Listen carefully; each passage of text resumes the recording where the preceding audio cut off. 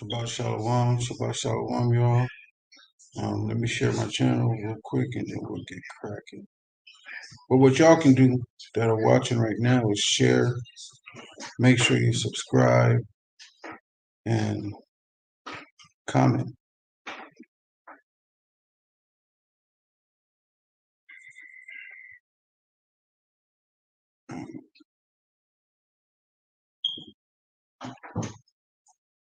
Get this out.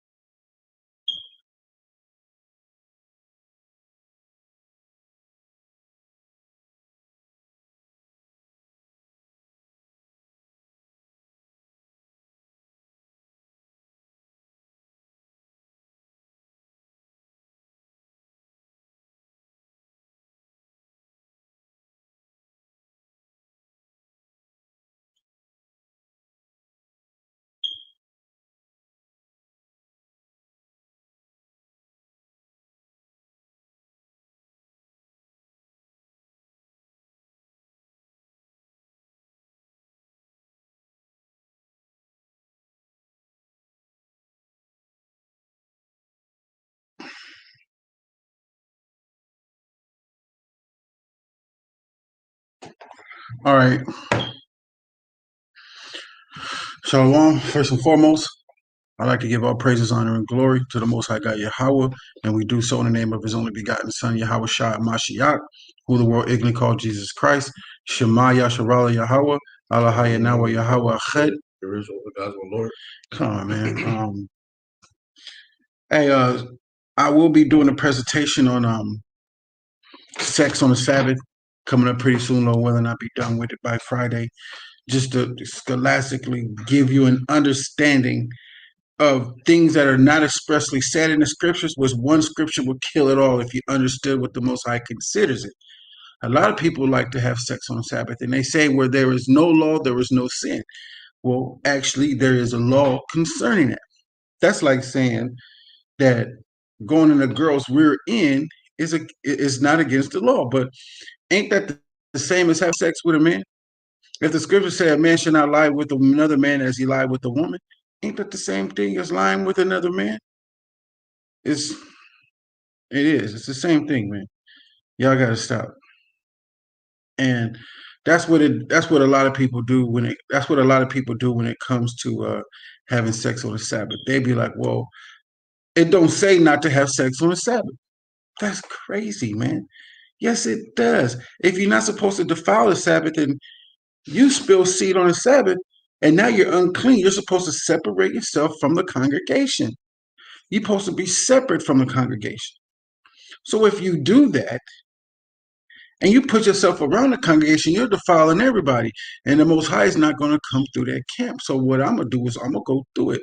I'm going to be killing it with Exodus. I'm going to be killing with Leviticus. I'm going to be killing it with Numbers. I'm going to be killing it with Isaiah. I'm going to be killing with First Corinthians. I'm going to be doing a lot of different things to show you and give you an understanding that having sex on the Sabbath is against the law of the Most High. But I'm going to kill it with the law first, because a lot of people say they don't see it in there. Well, a lot of things aren't expressly said. You got a lot of women that are divorcing their husbands. Where do you get that from? Where do you get that from? And that's why it's important for women to understand who they get with, because you can't leave. Genesis 3:16, your desire shall be unto your husband. How about Genesis?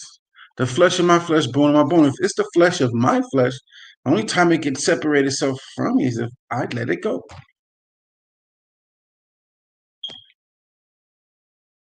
Some things are not expressly said in the scriptures, but if you read the law is going to tell you that what you're thinking about doing ain't right.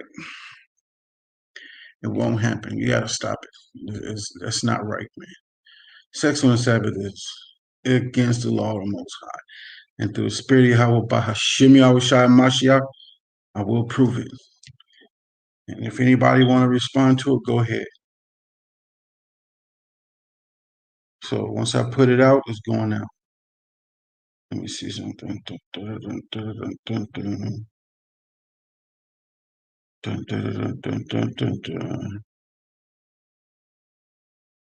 So let's go to Genesis. Let me get ready to share my screen.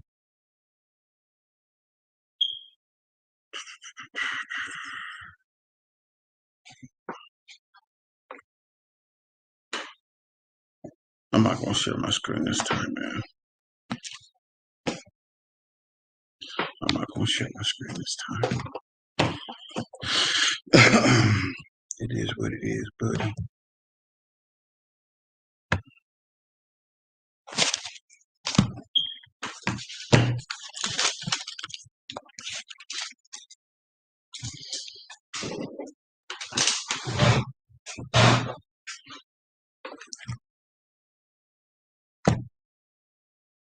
Genesis chapter 25 and verse 1, that's where we'll start.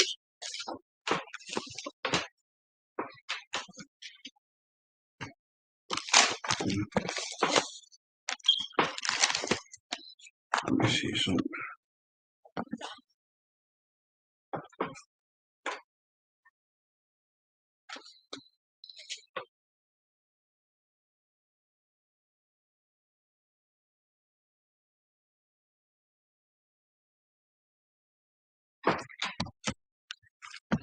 All right, go ahead, Bond. Go ahead and read that. Let's start this. Genesis chapter 1 verse, Genesis chapter 25 verse 1. Uh-huh.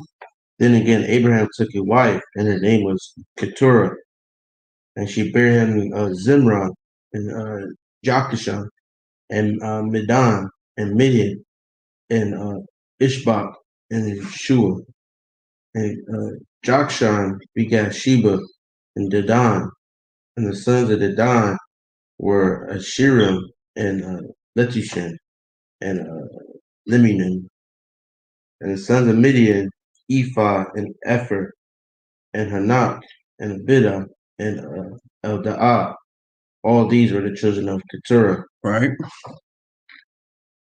And Abraham gave all that he had unto Isaac. Right. Because he was the what? Firstborn. He was the first, not he wasn't the firstborn, but he was the seed of the promise. Because who was the firstborn of Abraham? Ishmael. Ishmael was the firstborn of Abraham. But Ishmael didn't get the promises. He was not the seed of the promise. The seed of the promise was Isaac. So Isaac got all that he had because he was the seed of the promise. Go ahead. But unto the sons of the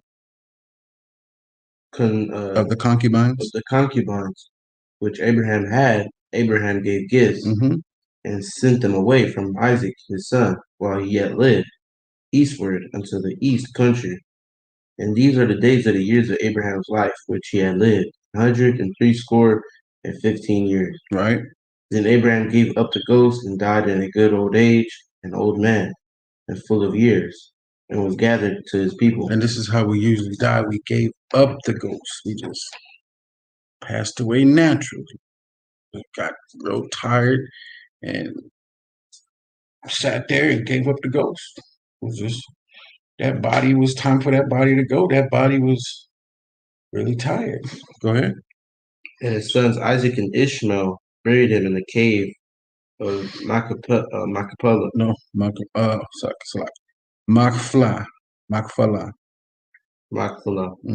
And in the field of Ephron, the son of Zahor, the Hittite, which is before Mamre. The field which Abraham purchased of the sons of Heth, there was Abraham buried, and Sarah his wife. Right, because he bought a field from the Canaanites. Go ahead. And it came to pass after the death of Abraham that God blessed his son Isaac, and Isaac dwelt by the well, Lahari Roy. Meaning what? Meaning the well of the living one, seeing me. The well of the living one, seeing me. All right, go ahead. Now these are the generations of Ishmael, Abraham's son. Meaning the records. Go ahead. Whom Hagar, the Egyptian, Sarah's handmaid, bare unto Abraham. And these are the names of the sons of Ishmael, by their names, according to their generation. The firstborn of Ishmael, Nabajoth, and Kedar, and Adibel, Mm-hmm. and Mishbazam, and Mishma, and Dumah, and Masa, Hadar, and Timah, Jutar, Naphalish, and Dimah. These are the sons of Ishmael, and these are their names, by their towns, and by Right. their castles, 12 princes according to their nations. Right. And these are the years of the life of Ishmael, Right. 137 years. Right. And he gave up the ghost and died, and was Exactly. gathered unto his people. And they dwelt from Havilah unto Shur, and that is before Egypt, as thou goest toward Assyria. And he died in the presence of all his brethren. Mm-hmm. And these are the generations of Isaac, Abraham's son. Abraham begat Isaac, and Isaac was 40 years old when he took Rebekah to wife, Right. and the daughter of Bethuel, the Syrian of Padan. Padan Aram, Mm-hmm. the sister of Laban, Right. the Syrian. Right. And Isaac entreated the Lord for his wife. Entreated me to pray earnestly. Go ahead. Treated the Lord for his wife, because he was barren, and the Lord was entreated of him, and Rebekah his wife conceived. That means he heard his prayer that was prayed earnestly because he was really troubled. Okay. And Right. the children struggled together within her. And she said, If it be so, why am I thus? Right. And she went to inquire of the Lord. So two children were in her struggling. This is the story of Jacob and Esau now. Now we're in the story of Jacob and Esau. And we want to give y'all an all-around look of Genesis 25. We do this almost every year. We do this every year. We go over this every year. And 2022 is no different than 2021. All right. Start back at verse 22 at the top. And the children struggled together within her. Right. And she said, If it be so, why am I thus? And she went to inquire of the Lord. Right. And the Lord said unto her, Two nations are in thy womb, Right. and two manner of people shall be separated from thy bowels. Right. And the one people shall be stronger than the other people. Right. And the elder shall serve the younger. And the what? The elder shall serve the younger. Go ahead.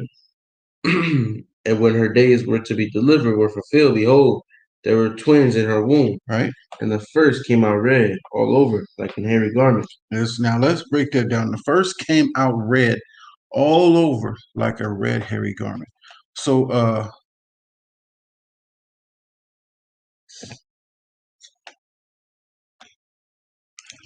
just a second.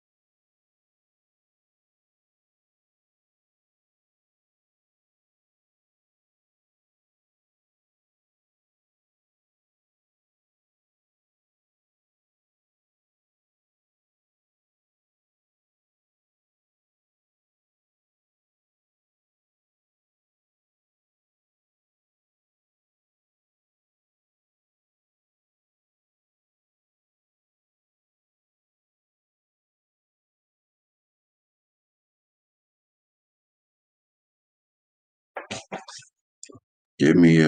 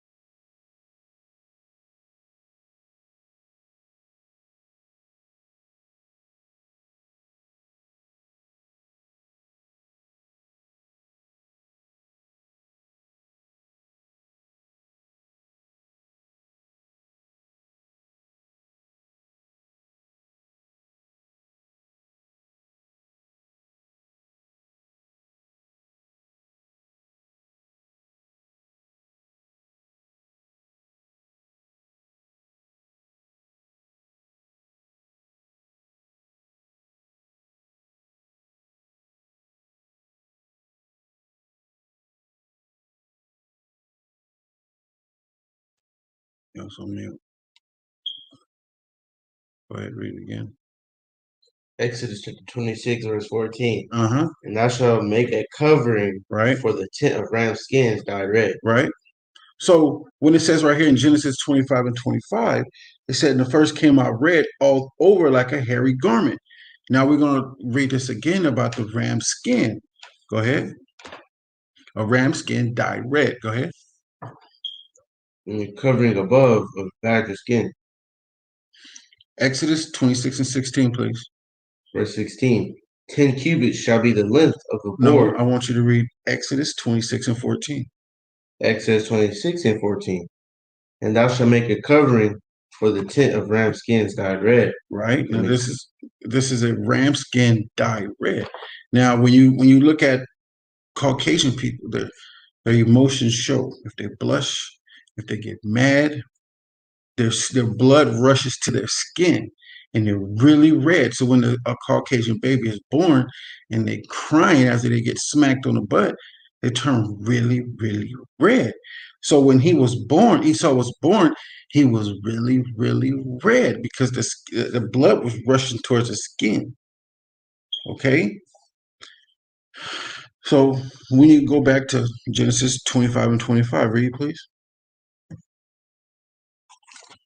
Genesis chapter 25, verse 25. Uh-huh. And the first came out red all over, like an hairy garment. Right. And they called his name Esau. Right. And after that came his brother out, and his hand took hold on Esau's heel. And now you can tell the difference. When the brother came out, they didn't say what color he was because he looked like everyone else. Now, I'm not trying to make you guys see anything that you're not supposed to see. I don't want you to see something. I'm just explaining to you. He came out red all over is because what? He was a Caucasian baby, and we all understand and know that. All, we have different shades of brown. You know what I mean? And when different shades of brown, we know that baby may come out brown, may come out gray in different colors. But it wasn't in this case. They explained both babies different.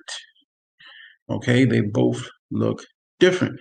And they understand that, which we all do understand, is when women have babies, that kids with melanin, they come out looking the same majority of the time. This baby didn't look like everyone else. They looked totally different. So they didn't explain it in a different way. All right, so finish reading. Verse 27. And the boys grew, and Esau was a cunning hunter, a man of the field, and Jacob was a plain man dwelling in tents. So it's explaining some characteristics about the two. Esau's a cunning hunter. Jacob is a plain man dwelling in tents. One is very relaxed and they dwell because it's a spirit that's as different about a man. Esau was a cunning hunter. He hunts. Isaac loved Esau because he did eat of his own vengeance. Whatever he hunted and killed, he ate. So, but Jacob just chilled. He dwelled. You know what I'm saying? The elder saw serve the younger. Jacob didn't need to go hunt because his brother was to serve him. Jacob was the seed of the promise. Even though Esau was the eldest, now we're going to find out what happened in the story and how Jacob then began to get the promises that Esau was supposed to have. We understand when it came to Ishmael, his father Isaac, how she got it. Now we're going to understand. Oh, let me rewind that. We understand how Isaac got the promises because the Most High said he'll be the seed of the promise. Now we're going to find out how Jacob got the promises from Esau, okay? And what Jacob's name means, right? Read.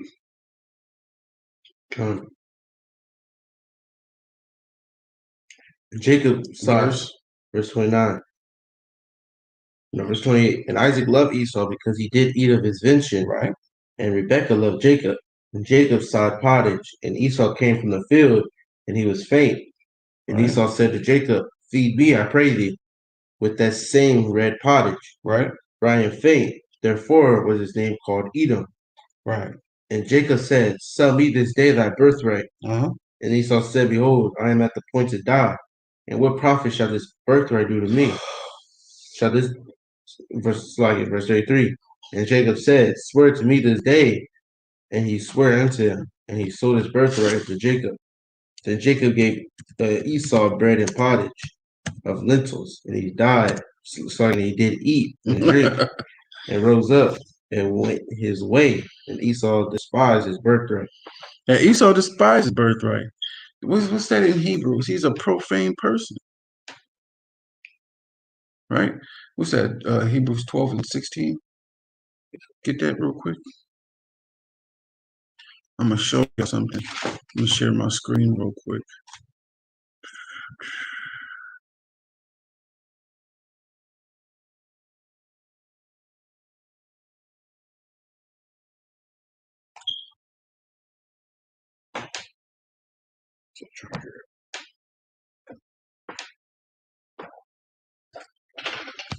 Why don't you just turn it with the scriptures instead of your phone?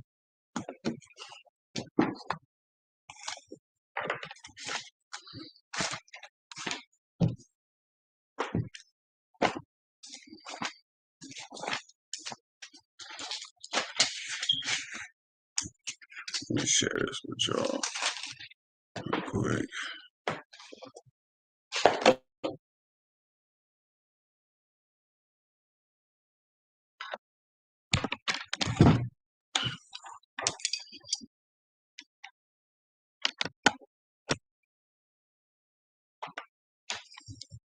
So let's see what Jacob's name means.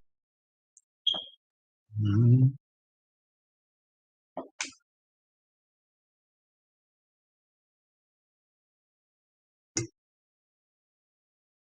And his name was called Jacob.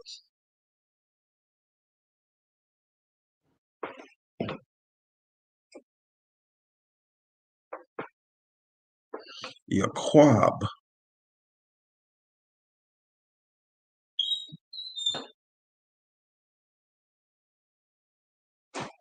Yaqub.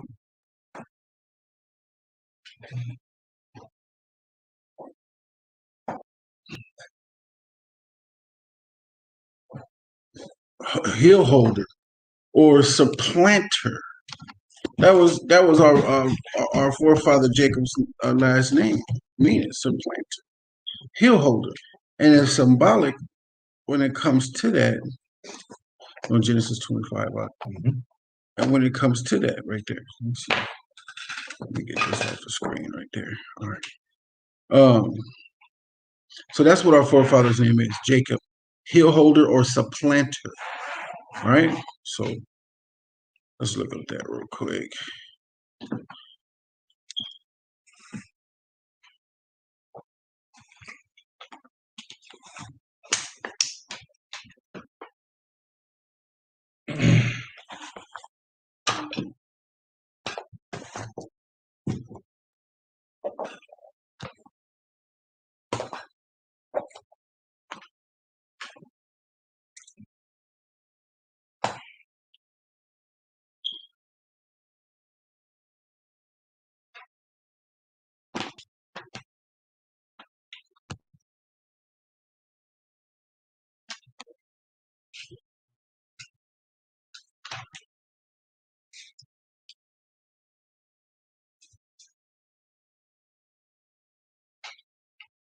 Supplanter, passer, deviant, panda.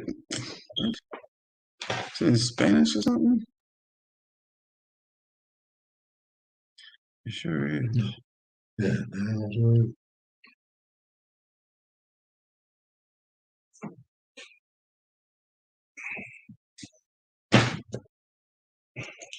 Splinter. Yeah.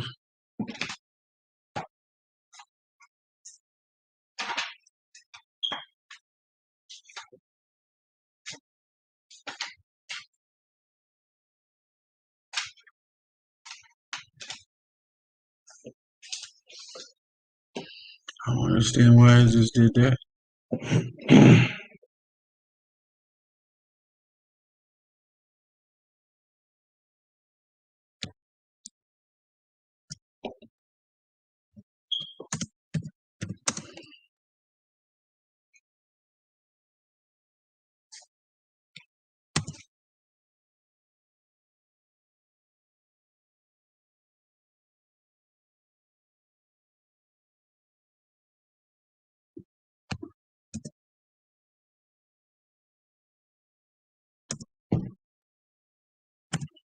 So Quab 61:17. Is that the one?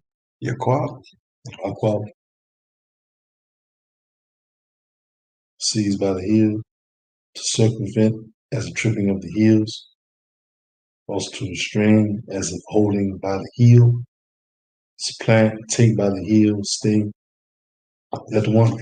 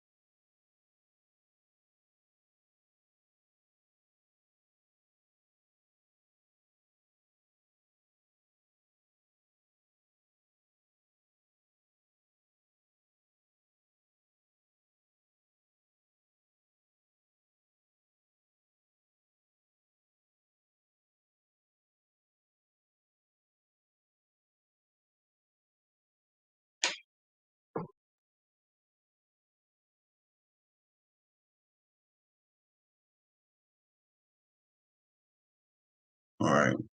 I know already from looking up years and years and years. Let me see if I wrote it in here already. Your Quab means supplanter, heel holder, supplanter. He supplanted. He he got Esau. He supplanted him. He got him for his birthright. Right? Jacob knew it. Esau didn't.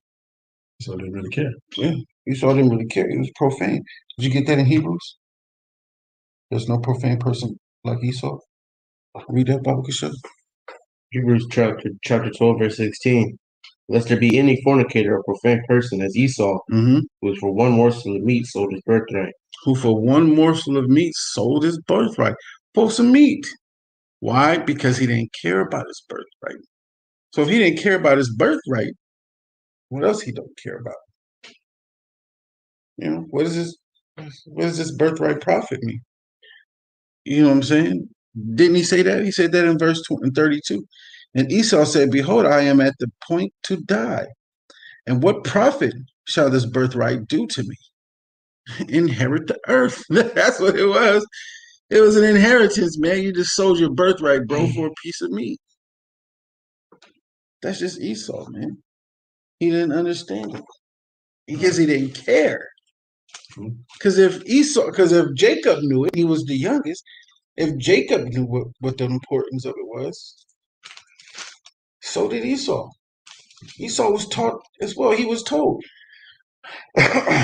just like Jacob was told. That means he didn't care if his father said, "Hey, man, your inheritance is the world. You get the world. All this is yours. You're going to inherit all this." Jacob took heed to it more. Jacob took heed to it more, not Esau. So call Shirah, the bar Yahweh, Anaya Shara Nashmai, all that Yahweh said, what we doing here. Now, when we swear, and you go to Leviticus 5:1 to hear the voice of swearing, you hear us today, and we're saying Yahweh told us to do this, and we're agreeing that we're going to take heed to this and do this, and we're not going to act like we don't have a birthright. We're not going to get supplanted and tricked. The Most High tells us to take heed to ourselves, that we be not fooled, especially in these last days. All right. So, especially when they say Mashiach is over here, no, Mashiach is over here. And that's what a lot of people are doing. They're going to these different camps, they're bouncing around. They're going over here, they're going, Mashiach over here. You know what I'm saying? He knows what's up over here. Nah, he knows what's up over there. That's what they're doing. Everybody's camp jumping. Everybody want to be a part of the best camp, but the camp you was already in was the best camp. That's what I learned. Like the Most High brings everybody together. The Most High gives you teachers according to what He says and how He feels a teacher is. and that teacher that'll teach you. But everybody wants people start watching videos, and that's the worst thing when people come to the truth, man. Everybody's watching the videos now. Everybody's watching these videos and they're getting breakdowns from everybody, and you're not reading the scriptures. Now, even big camps are starting to have sex on the Sabbath. Eat off too many tables. Yeah. A lot of people ain't equipped to do that. Some brothers be analytical about the situation and observe here, observe there. Some of our people, a lot of people can't do that. And they need to stick to one teacher and receive instruction from that one teacher. Exactly. Everybody wanna come into everybody want to come into the truth, and they're the teacher. Right. Everybody want to go out and do this and do that. It's like, bro, I've been in this truth for a long time. I mean, not 20 years. I say close to 10. And I understand a lot of stuff, bro. Sometimes you just need to be an Indian and stop trying to be the chief. And some people just not born chiefs. You just like, you won't be there. And just be the Indian. Learn to follow. Show Yahweh Shai Mashiach that you can follow. You know what I'm saying? And they're gonna the Most High Yahweh Shai is gonna put everybody in their respective place in the kingdom. That's right. Lord willing, you make it, because they're not to make yourself any other number. They're not to make yourself other number. Let me cover this. I'm not trying to.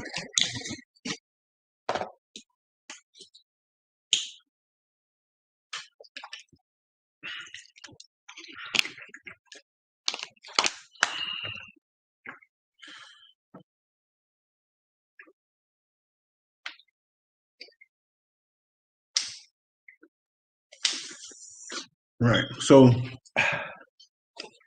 Genesis 26. Genesis 26:1.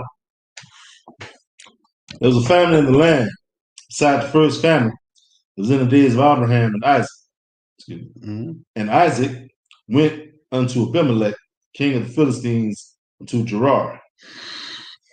And Yahweh appeared unto him and said, Go not down into Egypt, dwell in the land which I shall tell thee of. Sojourn in this land, and I will be with thee, and will bless thee. For unto thee and unto thy seed I will give all these countries, and I will perform the oath which I swear unto Abraham thy father. I will make thy seed to multiply as the stars of heaven. I will give unto thy seed all these countries, and in thy seed shall all the nations of the earth be blessed. Right. Because Abraham obeyed my voice and kept my charge, my commandments and my statutes and my laws. And Isaac dwelt in Gerar. And the men of the place asked him of his wife. And he said, She is my sister. For he feared to say, She is my wife. Did the same thing his father did. Yeah, exactly. And I wanna show y'all something in verse 4. And I will make thy seed multiply as the stars of heaven, right? I mean, it's gonna be a lot of them. All right. And they're going to be bright, and they're going to stand out, because stars are very bright and they stand out, right? For unto thee and unto thy seed I will give all these countries, and I will perform the oath which I swear unto Abraham thy father, and I will make thy seed to multiply. I did just read. Hold on, I'm tripping. I'm sorry, y'all. Forgive me. What I'm trying to point out is this: and in thy seed shall all nations of the earth be blessed. And in thy seed. So if I'm of the seed of Abraham, other nations are going to be blessed. But I have to be there. They have to go to me. They got to serve me, because they're servants.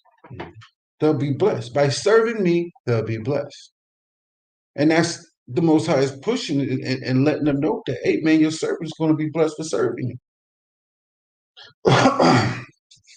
Through thy seed. And a lot of people take that seed. Look, we're all blessed. But are you serving him? Are you doing well towards Abraham's seed? Well, Ishmael was Abraham's seed, but he's not the seed of the promise. He said who I performed the oath to. your father Abraham. And who was the seed of the promise? Isaac. Now it was Jacob. And that was the 12 tribes that Jacob bought out. So you have to be serving or doing something good for one of the 12 tribes of Israel. All right. And I say 12 tribes of Israel because you got people out there like to say Jews. Like there's just the whole nation. Judah is just one of the tribes. You know what I'm saying, man? I'm of the tribe of Judah. Of the 12 tribes of Israel, I'm an Israelite. Okay, that's the difference. Read, Baba Kushan. Verse 7. And the men of the place asked him of his wife. He said, she is my sister. All right. But he feared to say, she is my wife, lest, said he, the men of the place should kill me for Rebekah, because she was fair to look upon. Mm-hmm. Came to pass, when he had been there a long time, that Abimelech, king of the Philistines, looked out a window and saw, and behold, Isaac sporting with Rebekah his wife. Abimelech called Isaac and said, behold, of a surety, she is thy wife. And how saidst thou, she is my sister? And Isaac said unto him, because I said, lest I die for her. Abimelech said, Man,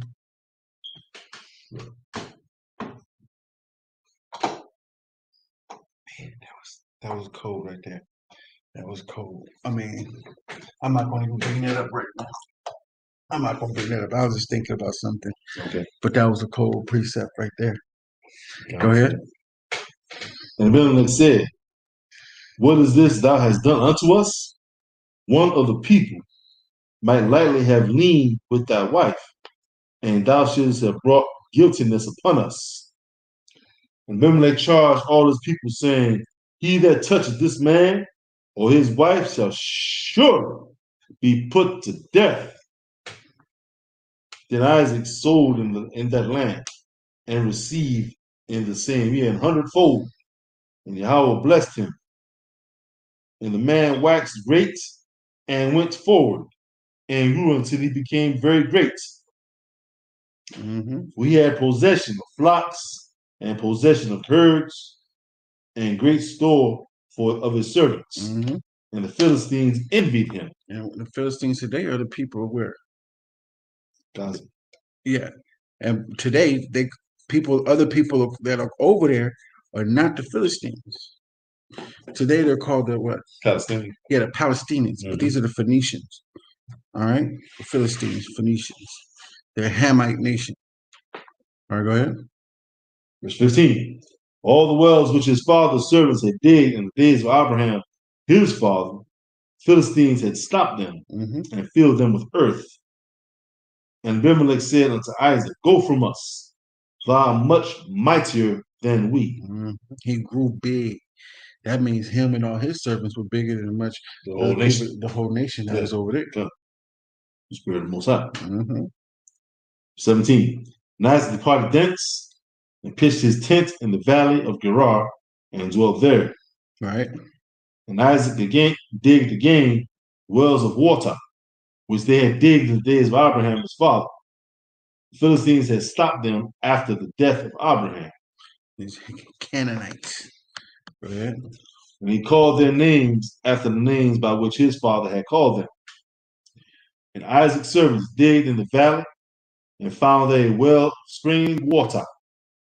And the herdmen of Gerar did strive with Isaac's herdmen, saying, the water is ours. And he called the name of the well Esek, because they strove with him. And they digged another well and strove for that also. And he called the name of it Sitnah. And he removed from thence and digged another well, and for that they strove not.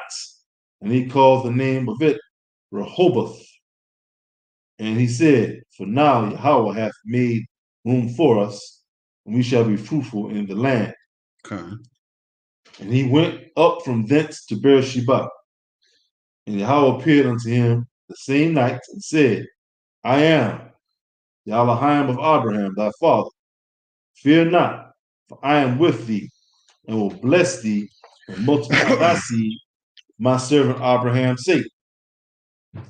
And they built an altar there, and called upon the name of Yahweh, and pitched his tent there. And there Isaac's servants digged a well. Then Abimelech went to him from Gerar, and Ahuzath, one of his friends, and Phicol, the chief captain of his army. Right. And Isaac said unto them. So now Isaac has built a nation, built a nation. Nation. Mm-hmm. Now he got captains and he's about to have officers. He's bigger than the Canaanites, right? The Most High blessed him. Mm-hmm. Everybody know they blessed being around him. And that was the thing. Everybody knew that they'll be blessed hanging around Isaac. That's right. Because of Abraham got the blessings. Mm-hmm. And they're going to do the same thing with Yaquab. And that's what they do. That's what they hold us and they will not let us go.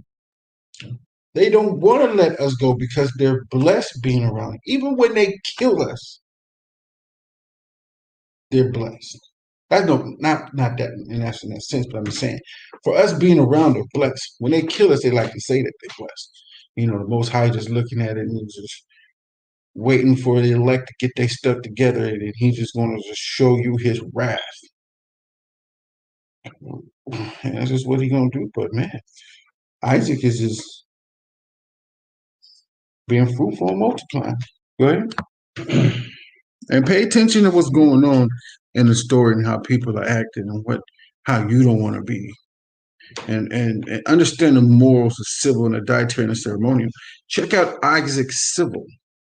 Check out him morally and how he's acting, what he's doing. You know what I mean? And a lot of people might call that a lie. Do you think that's a lie for him to say, hey, that's his sister? No, it's not a lie. It's strategic, if anything. Mm-hmm. You know, because he didn't really know these people. Right. So yeah, he wanted to be careful around it. You know, like scripture says, he ain't supposed to tell or do anything for a stranger. So he was basically using wisdom. Right. So it's not a lie. He did what his father did. His father told him that, man. It's like, man, I got a beautiful wife. They might kill me for her. You know what I'm saying? It's my sister, man. Even though it was a sister. Yeah, and they were blood related. Yeah. You know what I mean? Because Isaac got his wife from what? It was his cousin. Exactly. First cousin. His first cousin, yeah. It was his cousin. His uncle's daughter. Mm-hmm. But that's lawful. And actually a beautiful thing, I believe. I believe that's a beautiful thing. Because your uncle raised good daughters. Exactly. He over there raised bomb daughters. His daughters in order. Every time my cousins come over, man, they in order. They all in the kitchen cooking. All of the girls in the kitchen cooking, serving the men and everything else.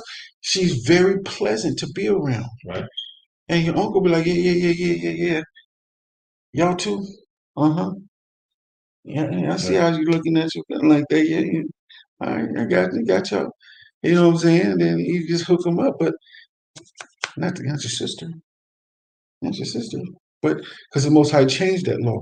When you go into Leviticus after we came out of Egypt, he changed that law. You know, because when it came to the mom, and like you know what I'm saying, Abraham had two different wives. You know what I'm saying, and this wife and this wife had kids, and they was able to do that. But the Most High changed it, and he switched it to the uncles and everything else, which that was lawful, but he just cut that off. You know what I'm saying? When they came from the mothers, he cut that off. That's why he read Leviticus. But cousins, nah, man, I think it's a very good thing because family sticks together, and you got other cousins and other family. Everybody sticking together. But today they just demonize it. Right, kissing cousins. Mm-hmm. It's like, man, the Most High don't think that's a nasty thing. That's Esau stuff. Esau, y'all daddy.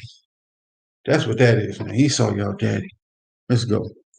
Verse 27. Now I said unto them, wherefore came ye to me, seeing ye hate me, and have sent me away from you? What you coming to me for? You hate me. Go ahead.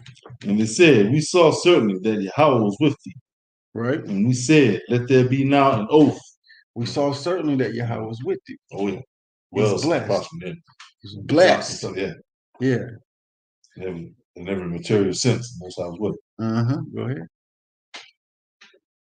Verse 28. And it said, and not to interrupt, but I got to interject. And that's how they see us today. Yeah. Yahweh was with us, and they know that having us around. Right. It enriches their kingdom, if you will. So look from the perspective of just one perspective. The Olympics. Yep. When they need some athletes to bring back the prestige of the American basketball program, we got professional athletes of some renown and great skill to bring back the gold to America. Who they gonna get? We went and got the LeBrons and the Kobe's, so forth, so on. Yep. That's the best. Because they know we're gonna bring back that gold. Exactly. Because he ain't got nobody messing with us. Period. Period. Period. What's his name? What's his face that said that crap? The African. I don't know what tribe you're from, so I'm just gonna say the African for right now. Shaka Zulu? No, he's a rapper. Or Akon? Akon, yeah, Akon. And he pointed out all the BS of our nation. He didn't point out nobody else from our nation that's very prestige in how they carry themselves. Right. He don't say, he said the worst of the worst. Yeah, the dregs. Yeah, he always said, and those are not the majority and the percentage of our people, but you dress like us, talk like us. You know, and old girl said some real good yesterday. She was like, you know, those people you stepped on to get where you are, you're gonna have to step on them to get back to the bottom. That's right. And you're gonna have to see all those people you stepped on, and you're gonna have to get all that lash. And he messed up when he said that.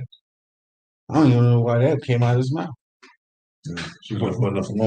But it's just him trying to build, because he knows bringing us there, he's blessed. Everybody knows bringing us there, you're blessed. But guess what? It's at the end of the kingdom, baby. Our captivity is over. Just saying. Yeah. Verse 28.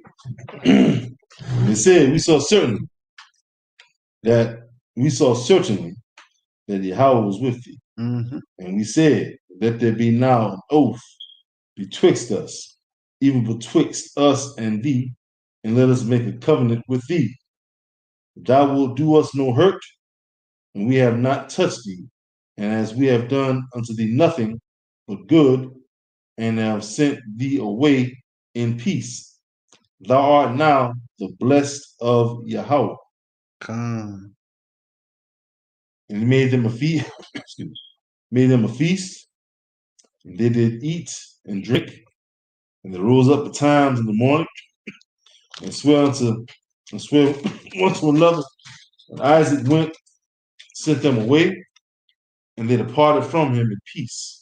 And it came to pass the same day that Isaac's servants came and told him concerning the well which they had digged, and said unto them, we have found water. Where you at? Verse 32. Okay. See? And told him concerning the well which they had digged, and said unto him, we have found water. And he called it Shabbat. Therefore the name of the city is Beersheba unto this day. All right. And Esau was 40 years old when he took to wife Judith, the daughter of Beerai the Hittite, and Bashemath, the daughter of Elon the Hittite, which were a grief of mind unto Isaac and to Rebekah. So what's up with this woman? Which was grief? Hold on, let me see something. His wives he Esau chose. was 40 years old when he took to wife Judith, the daughter of Beerai the Hittite.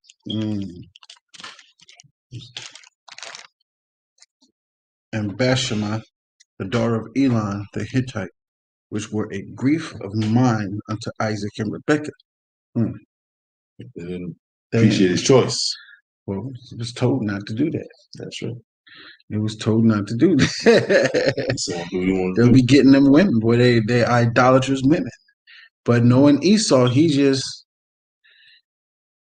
don't care. Esau mad as heck. But let's find out a little more. Go ahead and chapter 27, bud.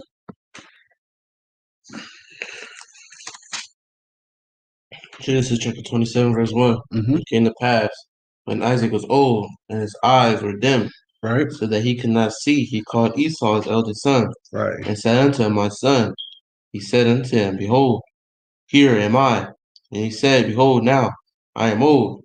I know not the day of my death. Now therefore take, I pray thee, thy weapons, and thy quiver, and thy bow, and go out to the field, and take me some venison. Mm-hmm. His kill. So Isaac loved Esau because whatever he killed, he ate. Go ahead. And make me savory meat, such as I love, and bring it to me, that I may eat, that my soul may bless thee before I die. And Rebekah heard when Isaac spake to Esau his son. And Esau went to the field to hunt for venison, to bring it. Right. And Rebekah spake unto Jacob her son, saying, Behold, I heard thy father speak unto Esau thy brother, saying, Bring me venison, and make me savory meat, that I may eat, and bless thee before the Lord before my death. Mm-hmm. Now therefore, my son, obey my voice according to that which I command thee.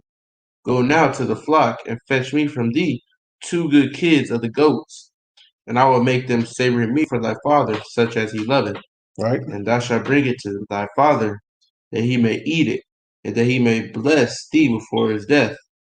And Jacob said to Rebekah his mother, Behold, Esau my brother is a hairy man, Right. and I am a smooth man.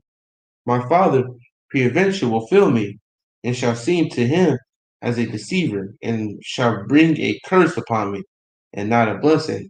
Right.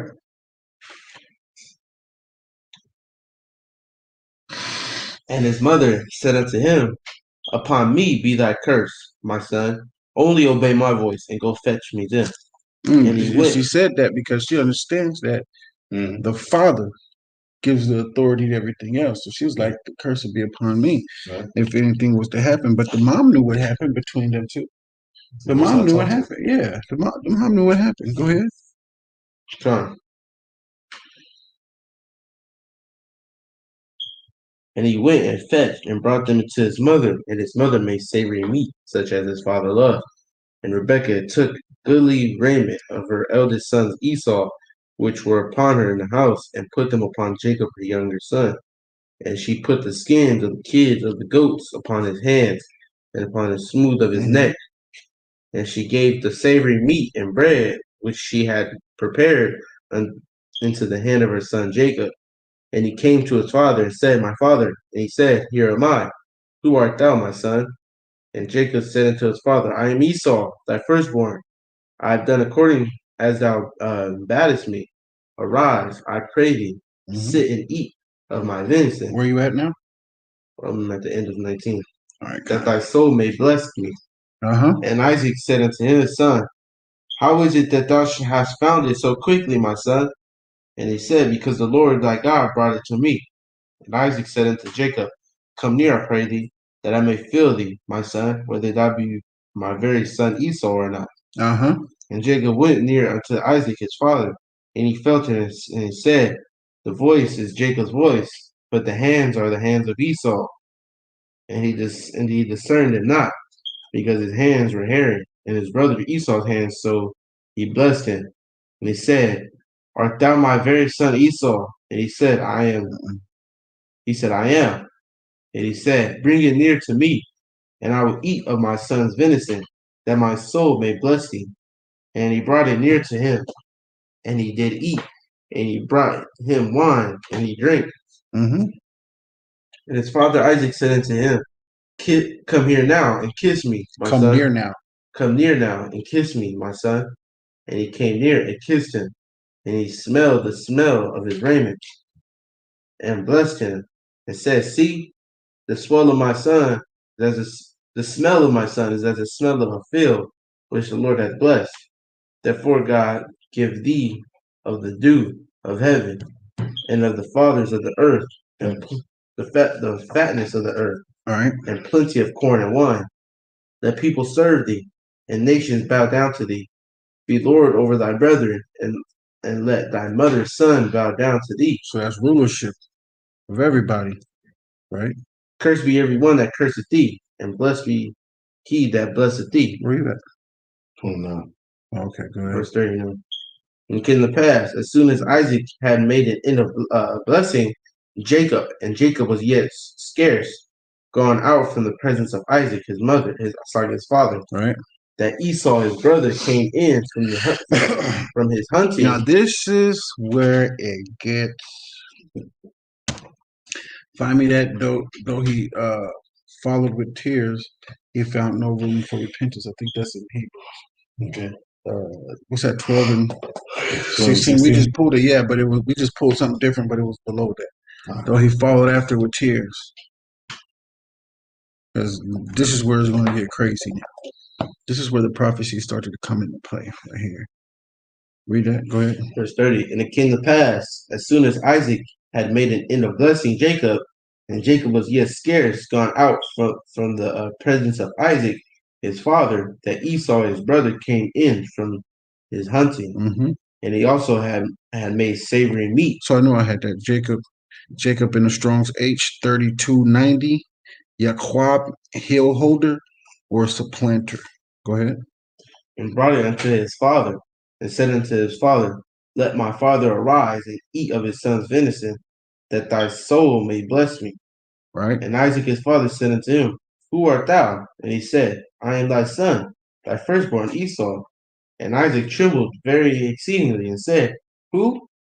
Where is he that hath taken venison, and brought it me? And I have eaten of all before thou camest, and I have blessed him. Yea, and he shall be blessed.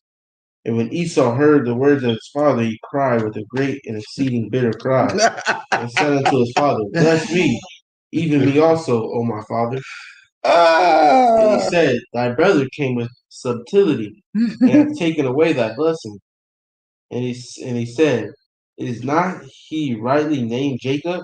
Mm-hmm. For he hath supplanted me these 2 times. These what? These 2 times. These 2 times. So what is, hold on. If Jacob went in there and supplanted his father to get the birthright that Esau already gave to him, Mm-hmm. why is Esau coming in there to get a blessing which he already gave up? He felt like it was owed to him anyway because he was the eldest. Exactly, but he already gave it up. True. Man is not about his word then. That shows you right there he's not about his word. That's a characteristic of Esau. He have stretched out his hand. What's that precept? He has stretched out his hand to only, but anyways, he just breaks treaties. He always breaks treaties. He done broke thousands of treaties to our brother, the tribe of Gad. Today we call them the Native Indians. He have broken treaties. But why is he going to get a blessing that he already gave away? And he admitted it. He has supplanted me these 2 times. You look at it another way. Right. It's not that he was supplanted. His weakness. He denied the blessing himself because of his weakness. Exactly. What was his weakness? His weakness was food for the belly. He couldn't exist much longer. He couldn't exist for a long period of time without food. He didn't know where his next meal was coming from. So he was just that desperate, just that weak in spirit, constitution, that his weakness gave Jacob an opening. Because if Esau wasn't weak, then that wouldn't happen.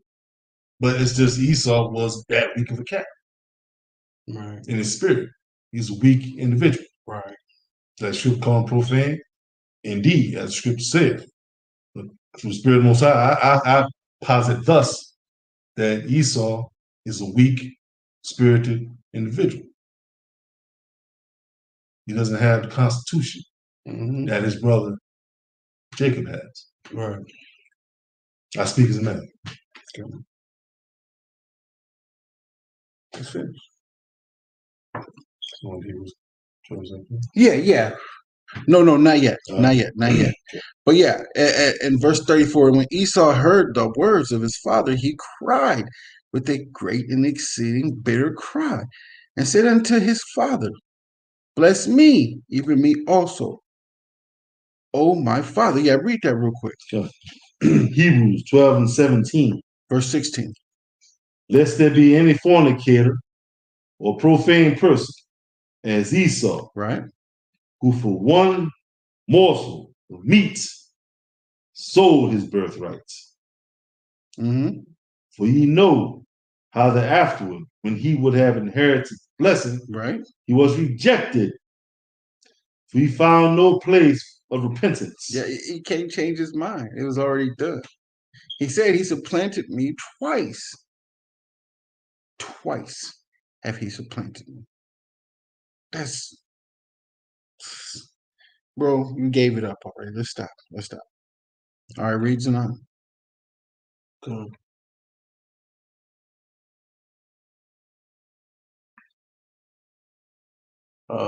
Verse 36. And he said, Is not he rightly named Jacob? For he hath supplanted me these 2 times.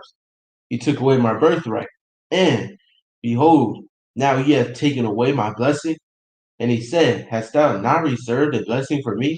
How did he take something for you? You gave it away. And Isaac answered and said unto Esau, Behold, I have made him thy Lord, and all his brethren have I given to him for servants. Have I made him thy master? Go ahead. And with corn and wine have I sustained him. And what shall I do now unto thee, my son? And Esau said unto his father, Hast thou but one blessing, my father? Bless me, even me also, O my father. And Esau lifted up his voice and wept. And Isaac his father answered and said unto him, Behold, thy dwelling shall be in the fatness of the earth, and of the dew of heaven from above. And by thy sword shalt thou live, and shalt serve thy brother. And it shall come to pass, when thou shalt have the dominion, thou shalt break his yoke from off thy neck. Is he doing it? We got dominion. Is he breaking the yoke off our neck? And Esau hated Jacob because of the blessing wherewith his father blessed him. And Esau said in his heart, The days of mourning for my father are at hand. They will I slay my brother Jacob. Because he knew soon his father was going to pass away. So the days of mourning for my father is at hand. Go ahead. And these words of Esau, her elder son, were told to Rebekah. So he said, mourning for my father is at hand. Then will I slay my brother Jacob. He gonna kill us after our father Esau passed away. He vowed to kill us, and he's still doing it to this day, man. And you forget. Nah, he ain't forgot that. That's in him. Go ahead and read 42. God. And these words of Esau, her elder son, were told to Rebekah. And she sent and called Jacob, her younger son, and said unto him, Behold, thy brother Esau, as touching thee, doth comfort himself, pursuing to kill thee. He's comforted himself with that. What'd you say? The word was purposing to kill thee. Yeah, purposing to kill thee. He comforted himself. He's comforting himself. Like he's really going to do that. He's comforting himself with that, man. Read. Now therefore, my son, obey my voice, and arise, flee thou to Laban, my brother, to Haran, and tarry with him a few days, until thy brother Pharaoh turn away, until thy brother turn away from thee, and he forget that which thou hast done to him. Then I will send and fetch thee from thence. Why should I be deprived also of you both in one day? And Rebekah said to Isaac, I am weary of my life because of the daughters of Heth. If Jacob take a wife of the daughters of Heth, such as these which are of the daughters of the land, what good shall my life do me? Mom, like, I don't want my son with these itches out here. And that's what he's saying because, hey, them Canaanite women, bro, they get you in all types of idolatry, man. All types of stuff. All that Yahweh said, we do it here. So, let me see some real quick.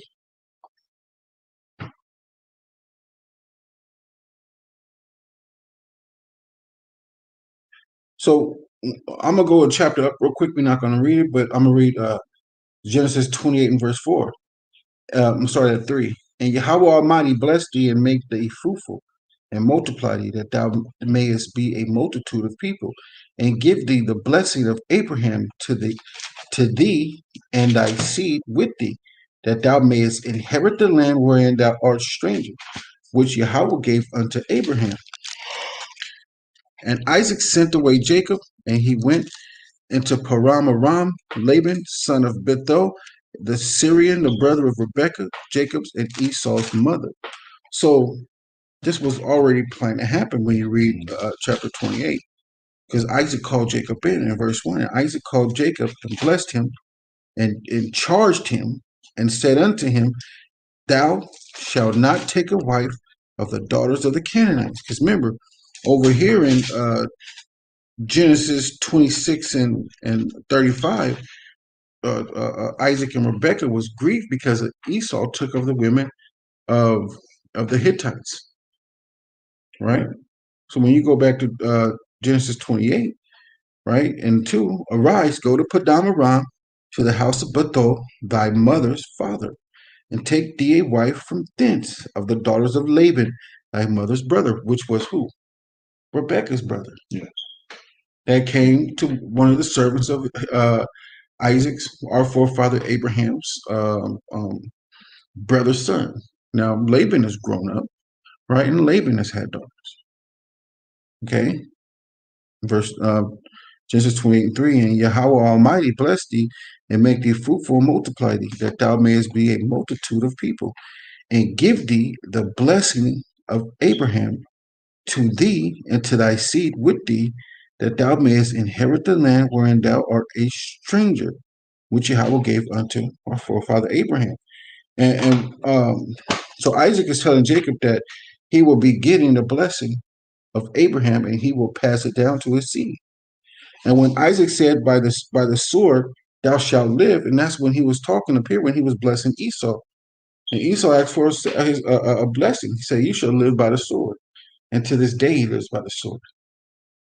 He blessed him with the sword. And the only thing Esau has ever invented was war, was weapons. Today's modern sword is the gun. All right. And that was the fulfillment of that was in First Maccabees 1:1-4. All right. So now we're about to go on and read the gospel. Let me see what we're gonna do first. Matthew chapter 6, verse 1.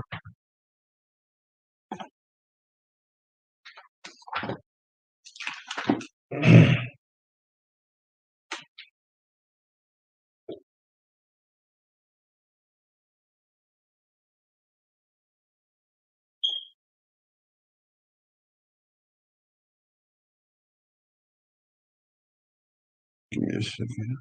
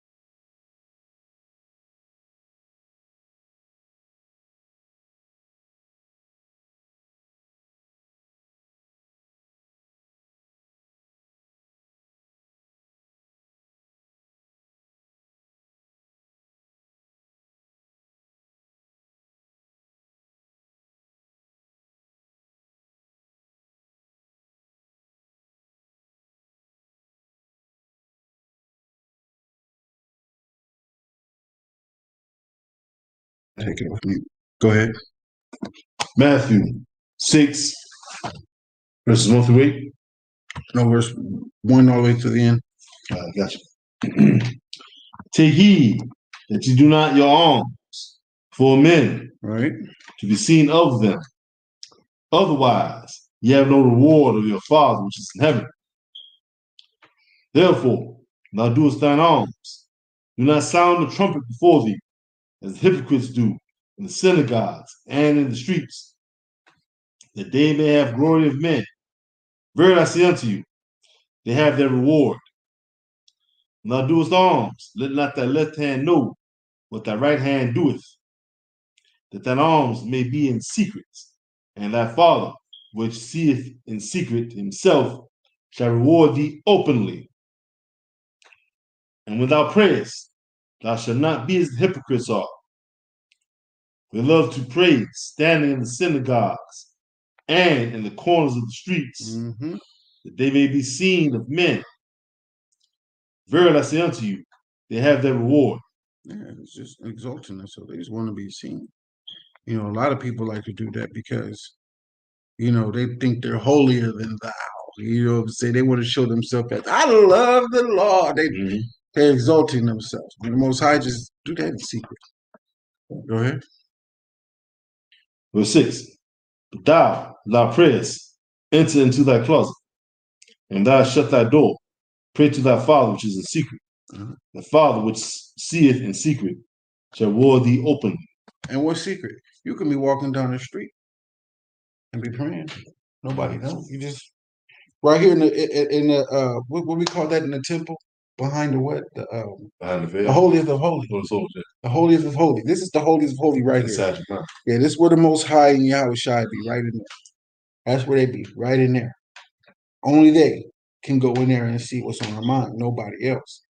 And the temple was symbolic for our bodies. It showed us how to take care of our body. The law lights us up inside. Okay? Go ahead. Verse 7. But when ye pray, use not vain repetitions, as the heathen do. They think that they shall be heard them much speaking. Be not ye therefore like unto them, for your Father knoweth what things ye have need of. What do you think that vain repetition is? Vain repetition.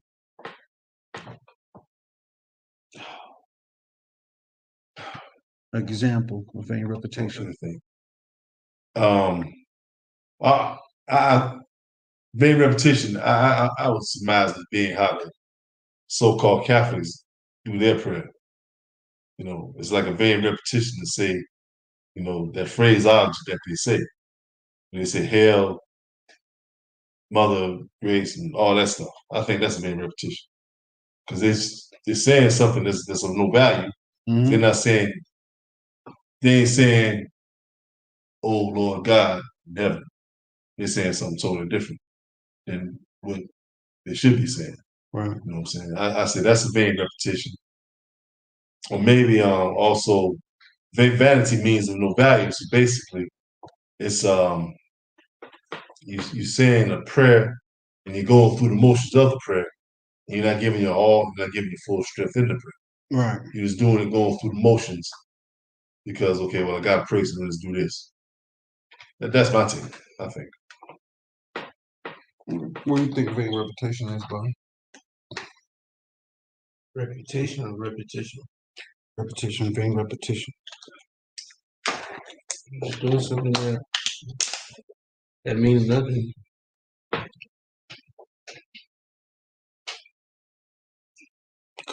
Or is this vain? It's lies. It's something that benefits you not at all. Just continue to say the same stupid thing every time. It's just dumb. And I don't think the Most High want to hear a bunch of dumb ish all the time. Bro, that doesn't. What are you doing? What are you doing, man? What is he doing? Why does he keep saying that? Why does he keep saying it? I just try to put myself in a place of the Most High. I mean, I can't take his place, but I can try to put myself there. And then knowing, I know in part and prophesy in part. I don't know everything, but what I know, I understand what vain is. Vain is of no value. Vain is lies. Lies is of no value. You don't benefit from vain repetition. You know, that's just a lie. It don't bother me. I finished reading about this. Okay. Verse 8. Be not therefore like unto them, for your Father knoweth what things ye have need of, for ye ask him. After this manner, therefore, pray ye, Our Father, which art in heaven, hallowed be thy name. Thy kingdom come, and will be done in earth as it is in heaven. Give us this day our daily bread, and forgive us our debts, as we forgive our debtors, Mm-hmm. and lead us not to temptation, Right. but deliver us from evil. Thine is the kingdom, and the power, and the glory forever. Amen. And that's what it reads. But in Proverbs 15 and 29, Yahweh thy power is far from the wicked, but he heareth the prayer of the righteous. He hear the prayer of the righteous. And who are the righteous? That's the key. Who are the righteous? The Most High heareth the prayer of the righteous. And it's up to y'all. Listen in and find out who that is. Go ahead. Verse 14. Mm-hmm. If you forgive men their trespasses, your heavenly Father will also forgive you. If you forgive not men their trespasses, neither will your Father forgive your trespasses. Okay. So if you don't forgive somebody for what they've done, why do you expect the Most High to forgive you? That just makes no sense to me at all. It's like that's hypocritical to say, man, you don't forgive this brother for what he done to you, and you in your household where nobody else sees you, you doing the same thing. That makes no sense. See, Huh.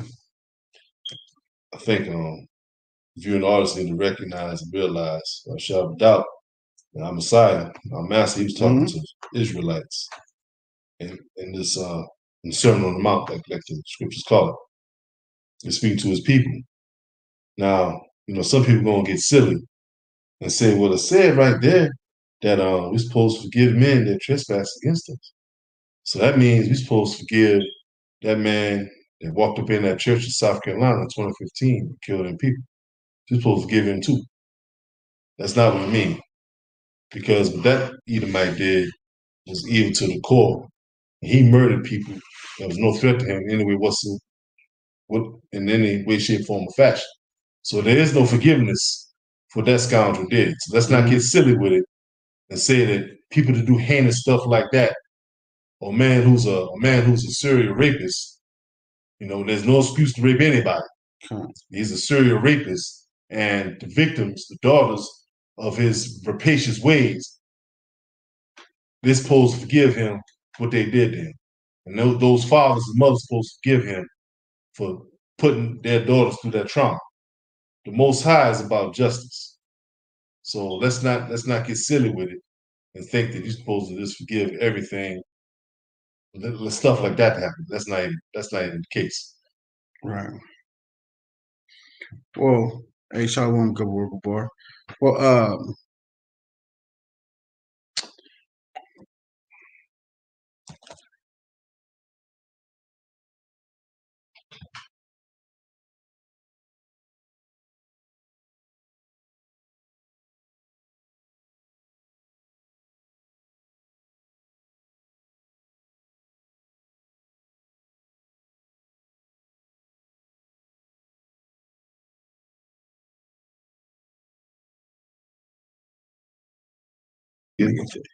yeah, get it. I'm just gonna let's just show them who the righteous is. That's all. Let's just show them who the righteous is. That's it. Through the spirit. How about you, shy? Go ahead and get that. Psalm 119 and 142. Mm-hmm. Thy righteousness is an everlasting righteousness, and thy law is the truth. So the law is righteousness, right? That's right. Give me Proverbs 6 and 23.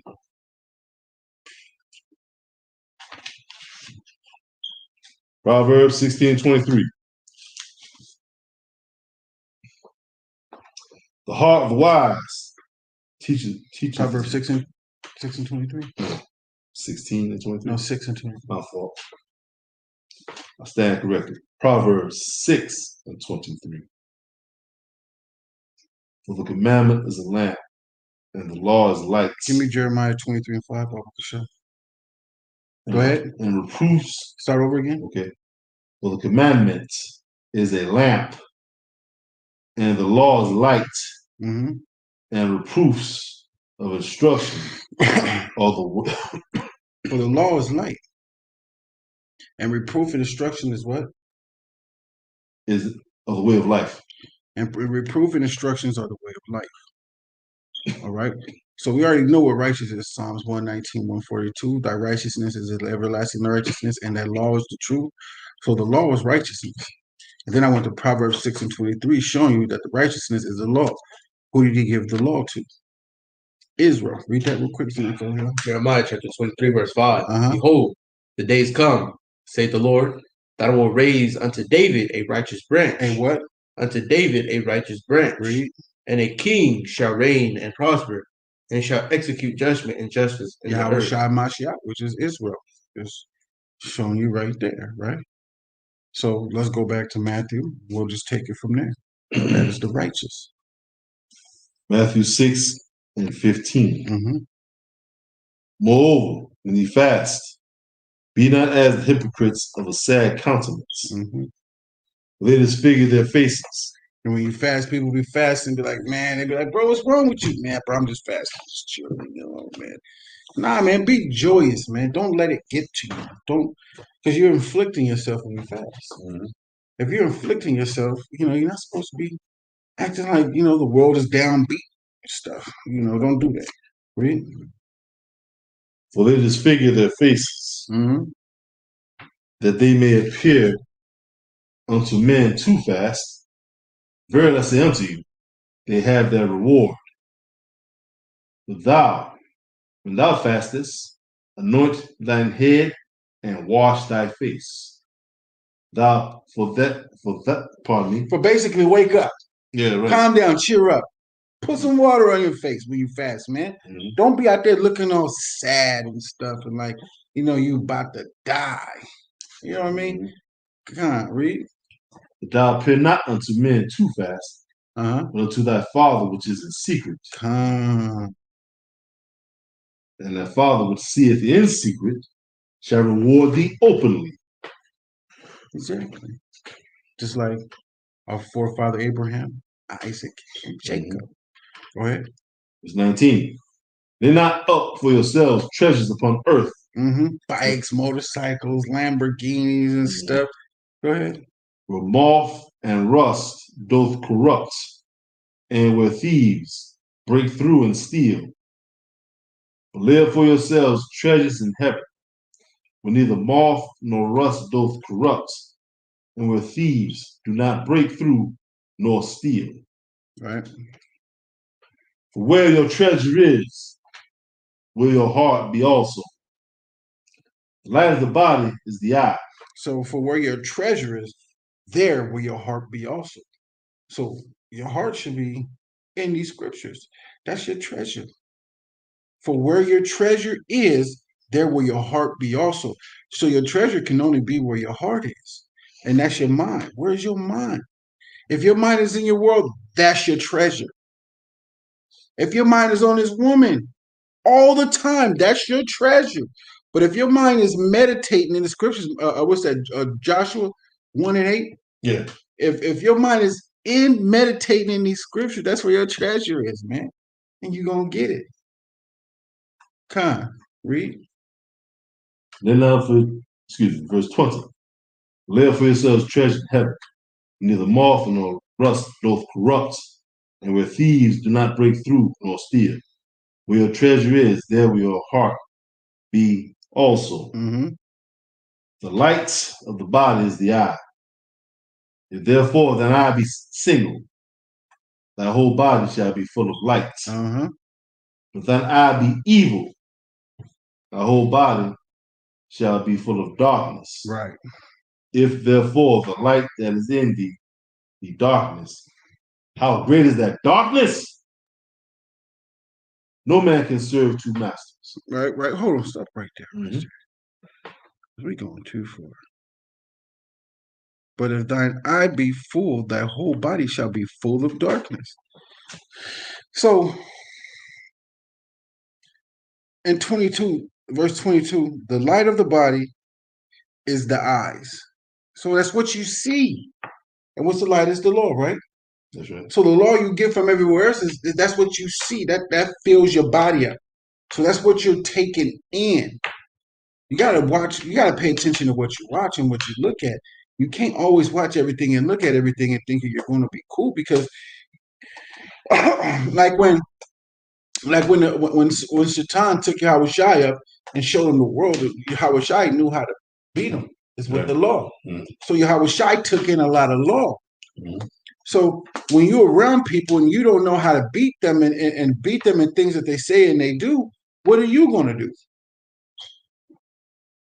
You're not going to be able to beat them. That's the thing about it. All right, read 24. 24. No man can serve two masters. Either he will hate the one and love the other, right? Or else he will hold to the one and despise the other. Right. You cannot serve Elohim and Mammon. Cannot serve the Most High and money. Cannot serve the Most High and idolatry, cars, things that you seek after. You want that money. You want that car. You want this. You want that. And you're not seeking the Most High like that. Go ahead. Therefore I say unto you, take no thought for your life, what you shall eat, what you shall drink, nor yet for your body, what you shall put on. Is not the life more than meat, and the body more than raiment? Right. Behold the fowls of the air, they sow not, neither do they reap, nor gather into barns, yet your heavenly Father feedeth them. Are ye not much better than they? Which is you by taking thought, and add 1 cubit unto his stature? Right. And why take ye thought for raiment? Consider the lilies of the field. Right. How they grow.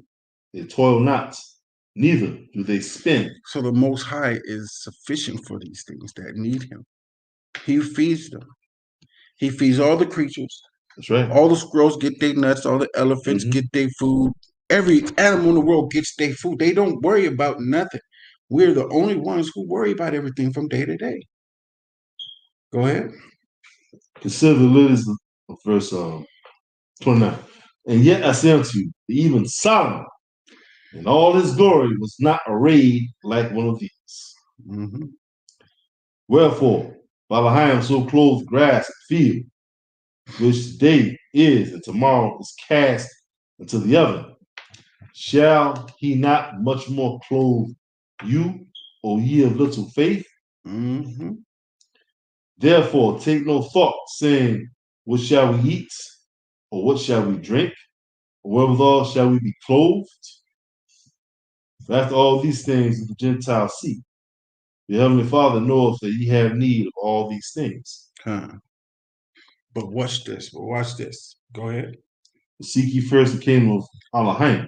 First seek the kingdom of Yahweh first.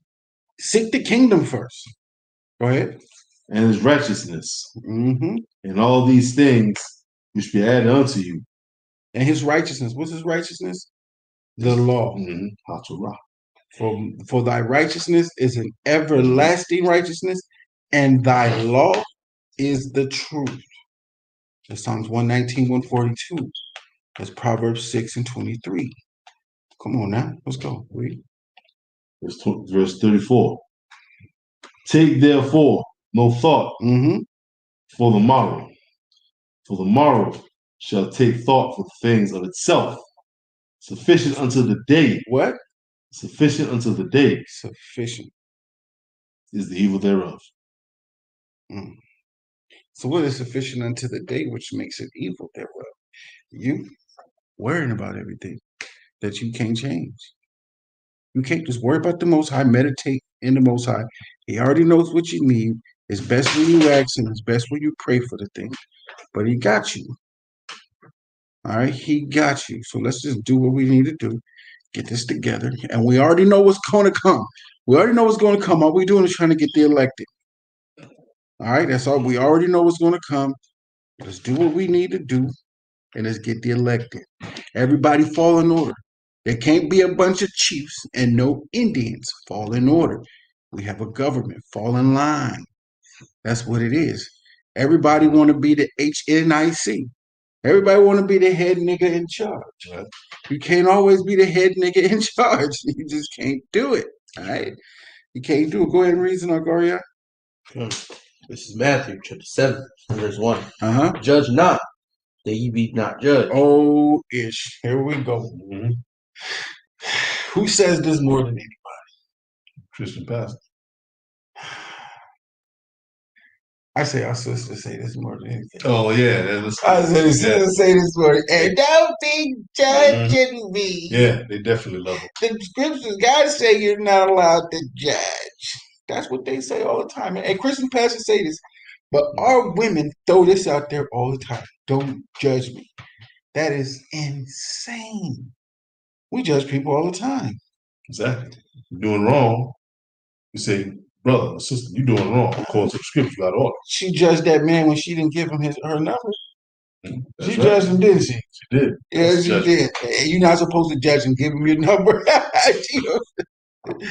Hey, that's a double standard. We want to talk about that, but go ahead, Zanagoria. For with what judgment ye judge, ye shall be judged. Uh-huh. And with what measure ye meet, it shall be measured to you again. That's the reason why you judge. The reason why you judge, better sure you met the right judgment and you judge righteously, or you're going to be judged and be judged for what you're going to judge that This person. also means is that we should all be judged by the same measure Right? of judgment. That's what that means. Mm-hmm. You know what I'm saying? People like to say, oh, you can't judge me because then the Most High is going to judge. No, it's saying that we're going to be judged. It says, for with judgment ye judge, ye shall be judged. Mm-hmm. The same measures that we take to judge somebody, Right? we're judged by the same measures. Exactly. We're judged by the same policy. Exactly. You know what I'm saying? So everybody has to follow that policy because we have to follow that policy. All right. And that's why we're able to judge you on it, because we're judged by the same thing. Exactly. So the Most High just judges us, and you get judged and stuff like that. We can't judge you now. You break the law, you get judged. So make sure you judge the person right.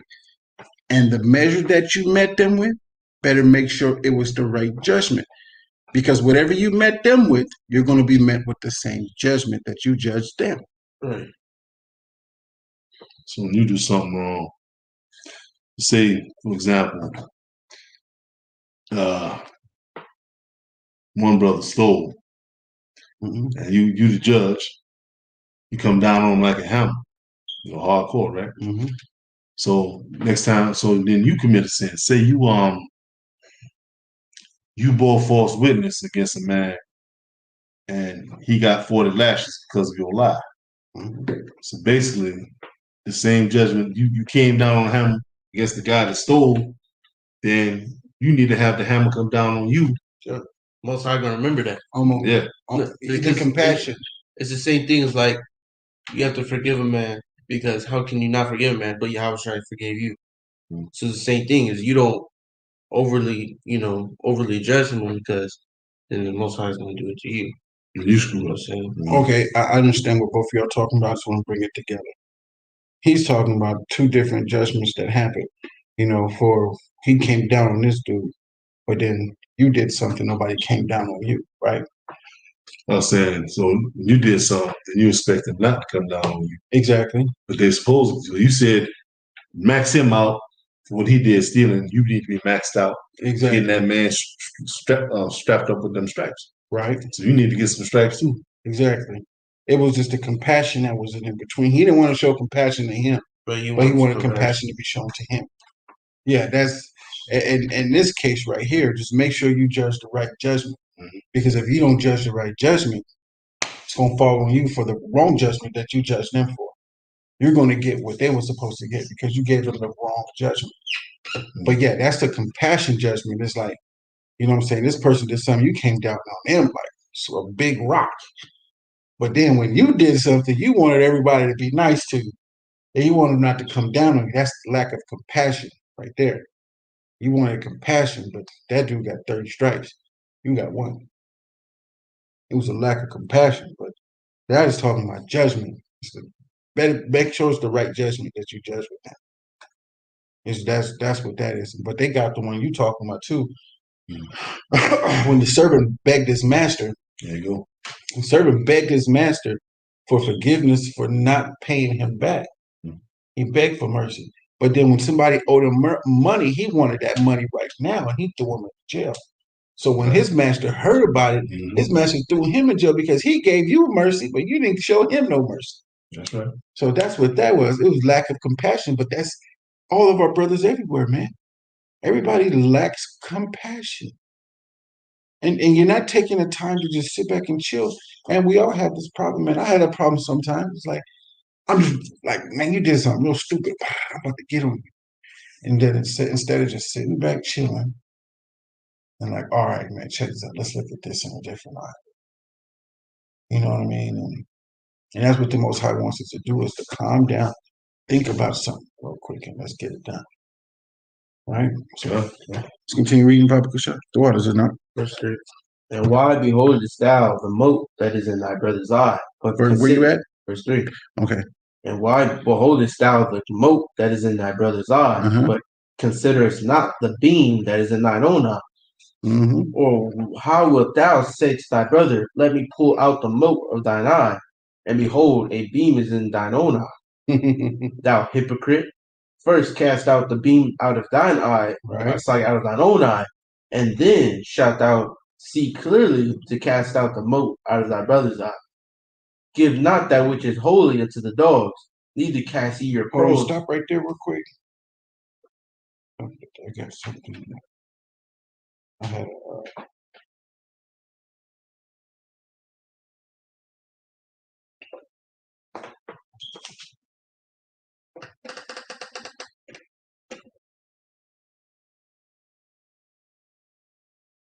Where you at? Where you at? Come on. Okay, so the thing is with that right there is, you're sitting out here you're out here looking at your brother, right? He's doing something, right? But you're doing the same thing. You're just not doing the same thing in the same way as he did it, but it is the same thing when you look at the law. Why are you sitting over here trying to cast a beam out of everybody's eyes? You preaching, brother, you doing da-da-da-da. And when you really think about it, you're doing the same thing. You're being a hypocrite just in the same way. That's why the Most High tells you not to go out in the highways and byways if your house isn't under control. Because how's your house not under control, but you're gonna try to get the house of David under control? Right. You know what I'm saying? You can't do that. Exactly. You gotta get your life straight, brother.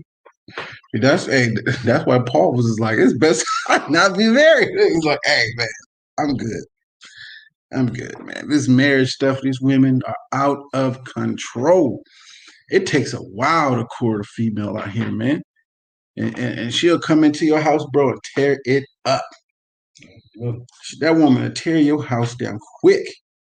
She will, man. If you don't understand and just like be patient, she'll tear it down, man. I've been courting this one female for almost a year now. I'm gonna touch her. She got problems. We talk, we cool, but she got problems, bro. And it's just like it's hard for her to let him go. Because she's so used to that lifestyle. Well, I don't want nothing to do with that.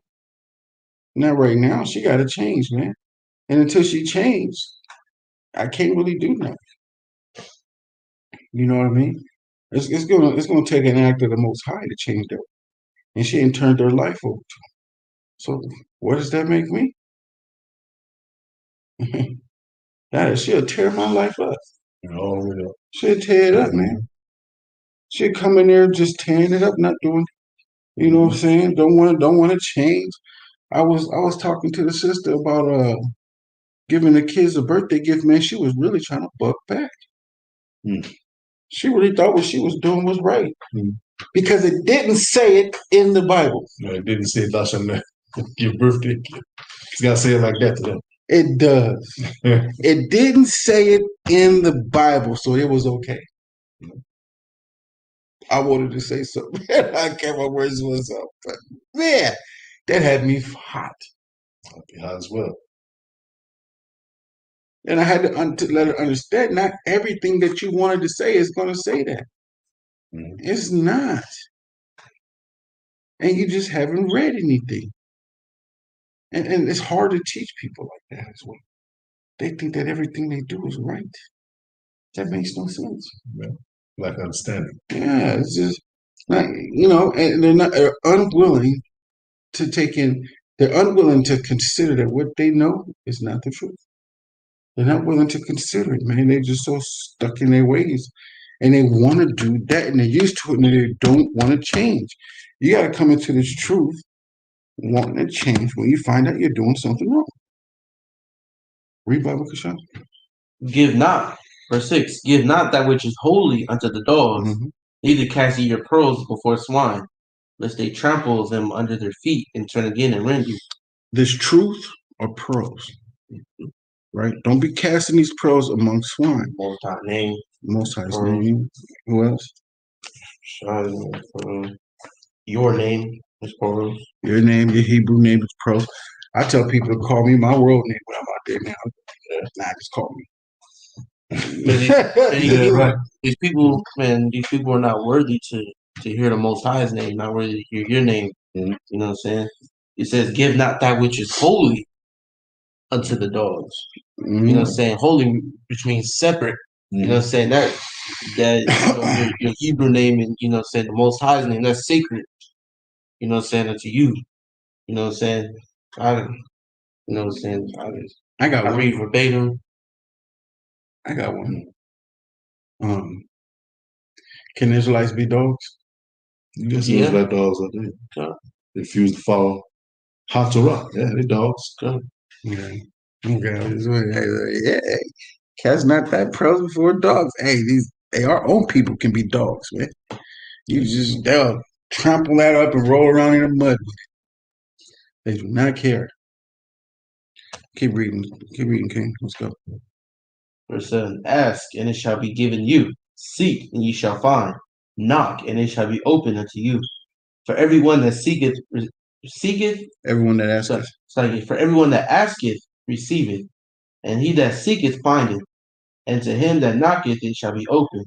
Study, so let's have approved Proverbs 3 and 5 or 5 and 3. Something like that. Hold on real quick tonight.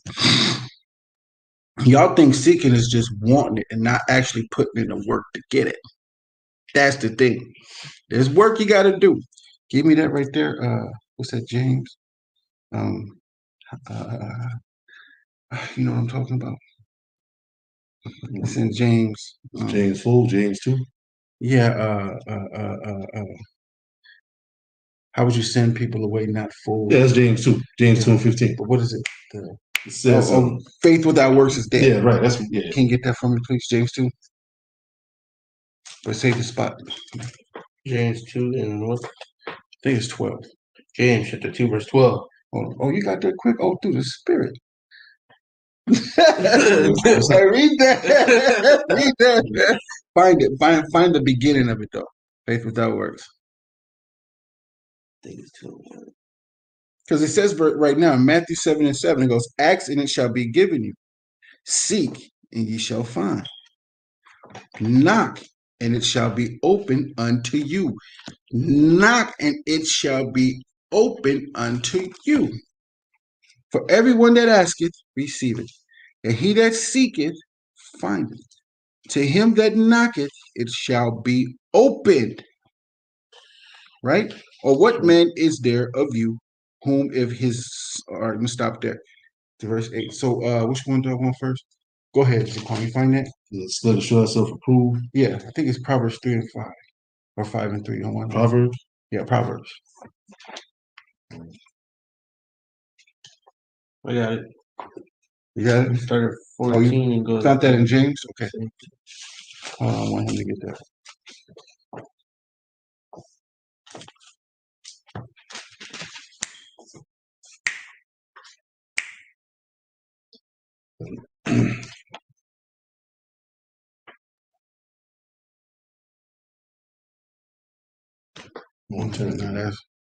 Yeah.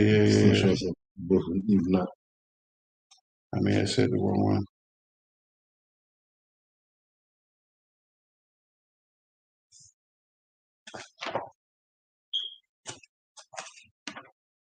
2 Timothy 2 and 15. My bad. Even I have bad days. 2 Timothy 2 and 15. Uh-huh.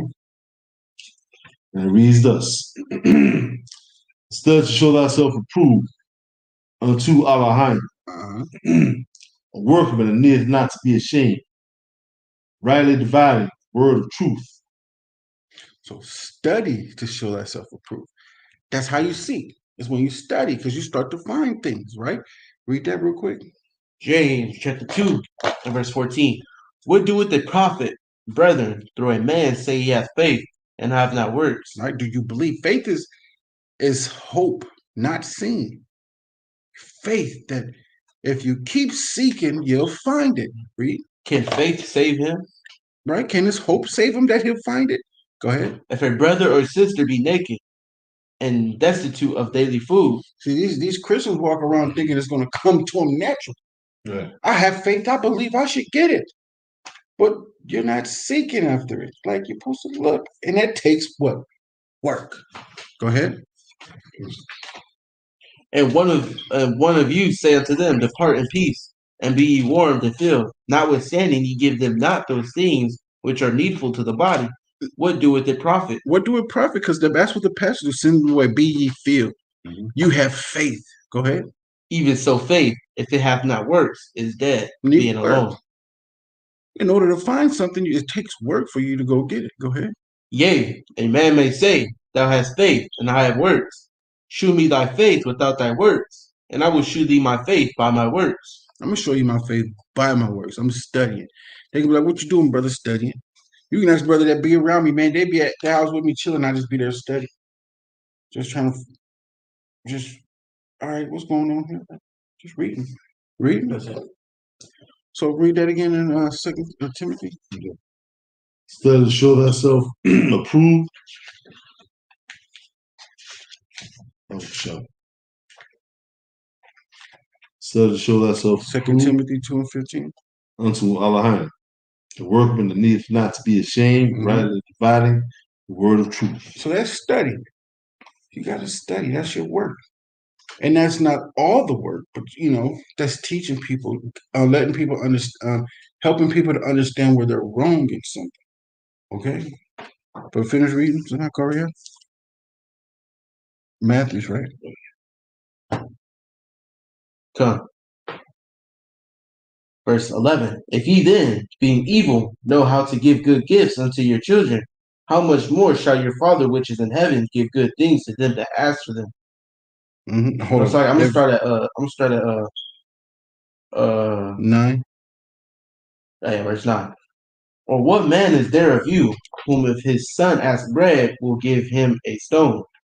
Or if he ask a fish, will he give him a serpent? If ye then, being evil, know how to give good gifts unto your children, how much more shall your Father which is in heaven give good things? Because the Most High is righteous. Go ahead. So I'm going to start over. If ye then, being evil, know how to give good gifts unto your children, how much more shall your Father which is in heaven give good things to them that ask of him? Because the Most High is righteous. He's a righteous man.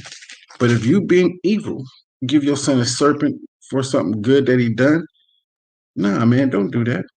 But if your Father which is in heaven, which is righteous, shouldn't you understand that even though hold on, if your Father being righteous that's in heaven, he's righteous. And if you being an evil father still know how to give a good gift, how much more do your Father which is righteous in heaven know how to give a good gift? Even more so. Even more so.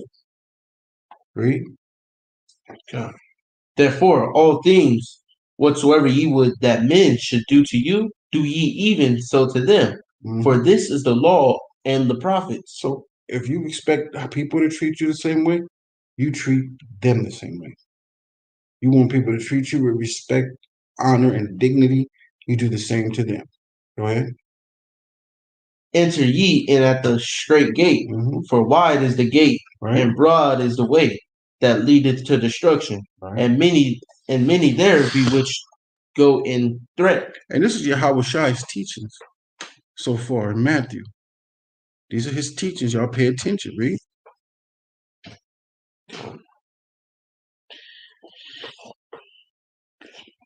Verse 14. Because straight is the gate, and narrow is the way, which leadeth unto life, Narrow. and few there be that find it. Right. Beware of false prophets, which come to you in sheep's clothing, but inwardly they are ravening wolves. Manipulating wolves. Go ahead. Ye shall know them by their fruits. Do men gather grapes of thorns, or figs of thistles? Even so, every good tree bringeth forth good fruit, but a corrupt tree bringeth forth evil fruit. A good tree cannot bring forth evil fruit, neither can a corrupt tree bring forth good fruit. Every tree that bringeth not forth good fruit is hewn down and cast into the fire. Like, I'm a tree, right? And I'm trying to bring forth good fruit. Yahweh and Yahweh Shai is the biggest tree. Yahweh Shai is trying to be a branch. And we the flowers that grow out of the branch. And then, he may cut us off and we fall to the ground and grow. And we turn into that tree. And then we got branches that fruit. And we're trying to grow. Go ahead. Verse 19, quoting Baba Kasha. Every tree that bringeth not forth good fruit is hewn down and cast into the fire. Wherefore by their fruits ye shall know them. Right. Not every one that saith unto me, Lord, Lord, shall enter into the kingdom of heaven, but he that doeth the will of my Father which is in heaven. Many will say to me in that day, Lord, Lord, have we not prophesied in thy name, and in the name have cast out devils, and in thy name done many wonderful works? That's what people are going to say. Hey, I don't think I've done many wonderful works to what everybody would call wondrous works. My wondrous works, I believe, was I had people turn from idolatry, bring them brothers off the streets, supporting the brother in weak nature, helping them out. I've fed the poor. So I would say those are wondrous works to me, but to the average person, even in the church, they will be like, man, we do this, we do that. I'm always willing to help out Yahweh Shai's people, which is us. You know what I mean? They need some money, some change, show compassion, help them out, feed them. You know what I'm saying? What we do unto them, we do to Yahweh Shai. Feed them. And then so I want them in that day to say, man, you fed my people, throw out it. Here goes your chalk. Hand me that white chalk. We'll do the best I can, man. But I'm gonna keep these laws. They're gonna die with me. These laws gonna die with me. I'm taking them with me. And I need them here though. Because this book can easily be burned. But before it get burned, y'all gotta get it here. Right in here. Read.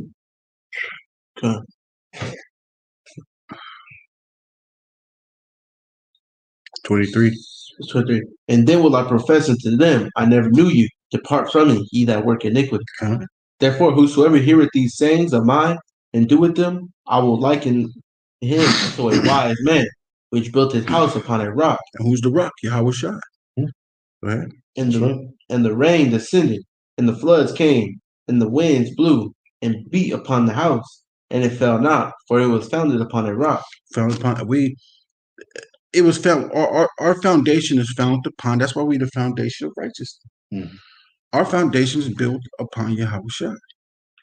Ultimately, the law.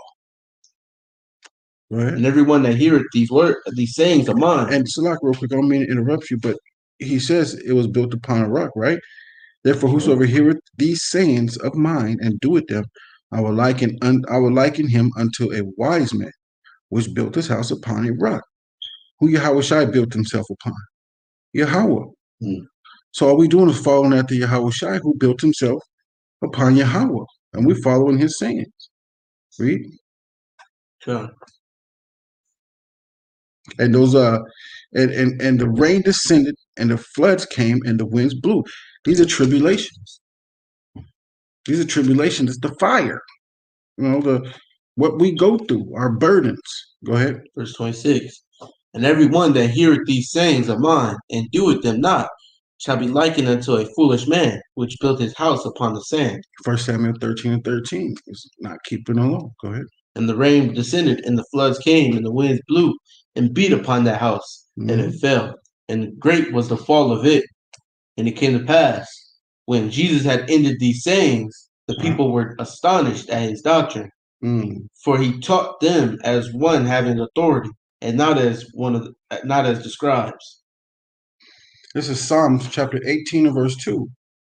For the master is my rock and my fortress and my deliverer, my master and my strength, in whom I will trust, my buckler and the horn of my salvation and my high tower. I will call upon the master who is worthy to be praised. So shall I be saved from my enemies. It's Yahweh Shai. Yahweh.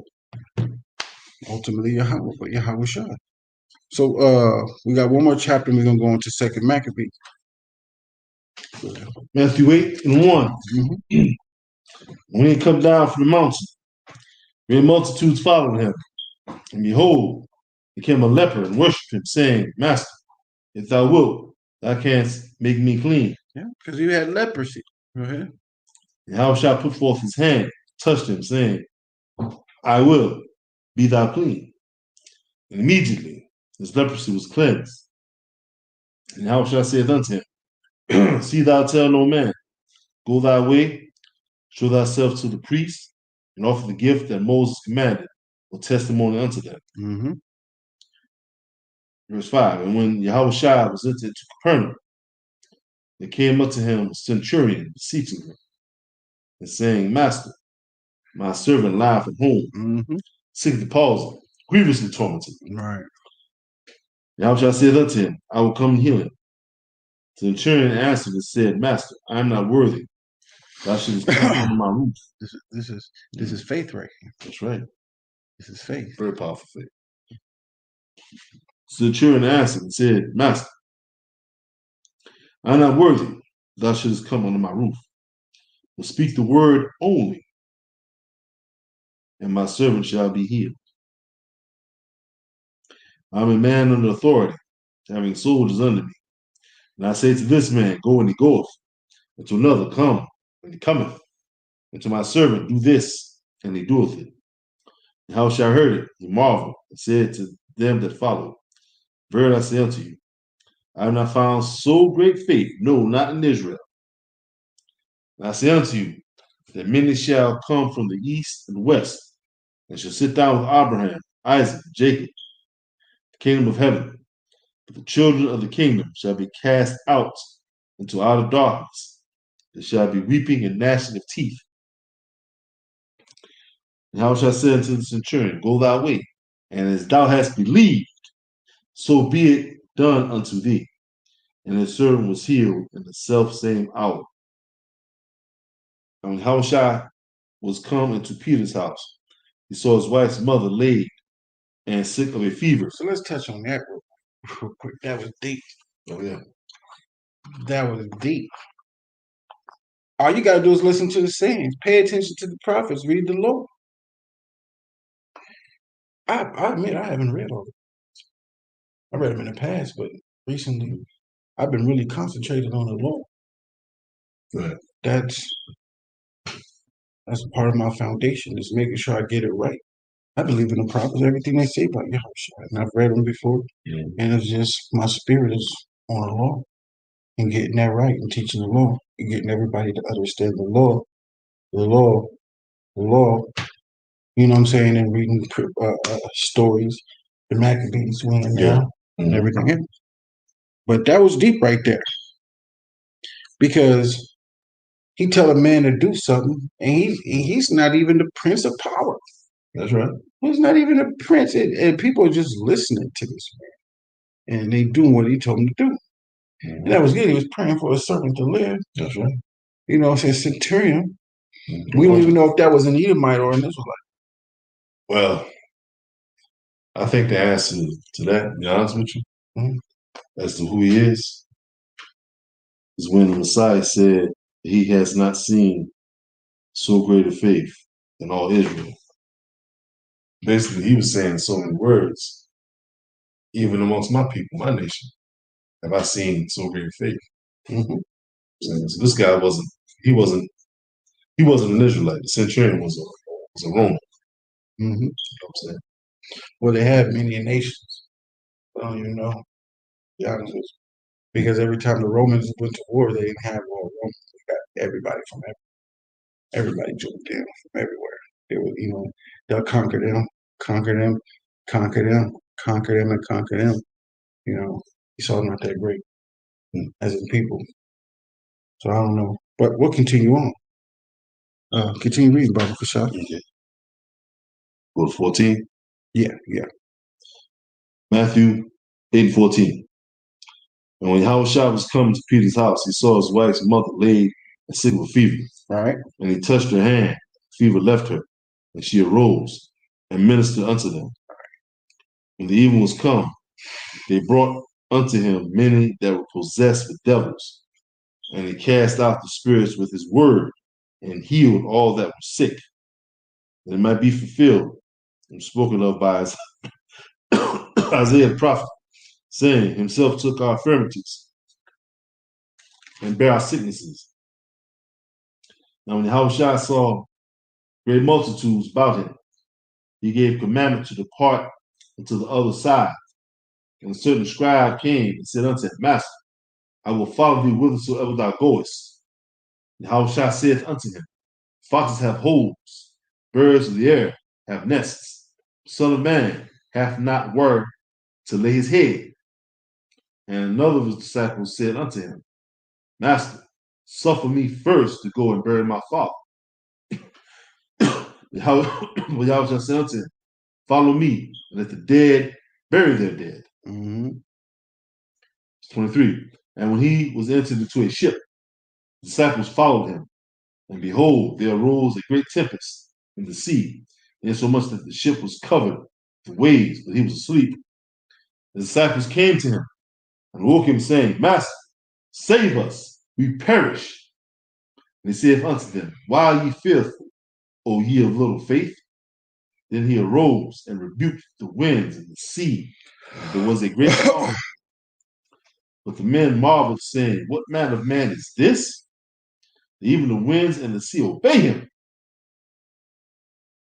28.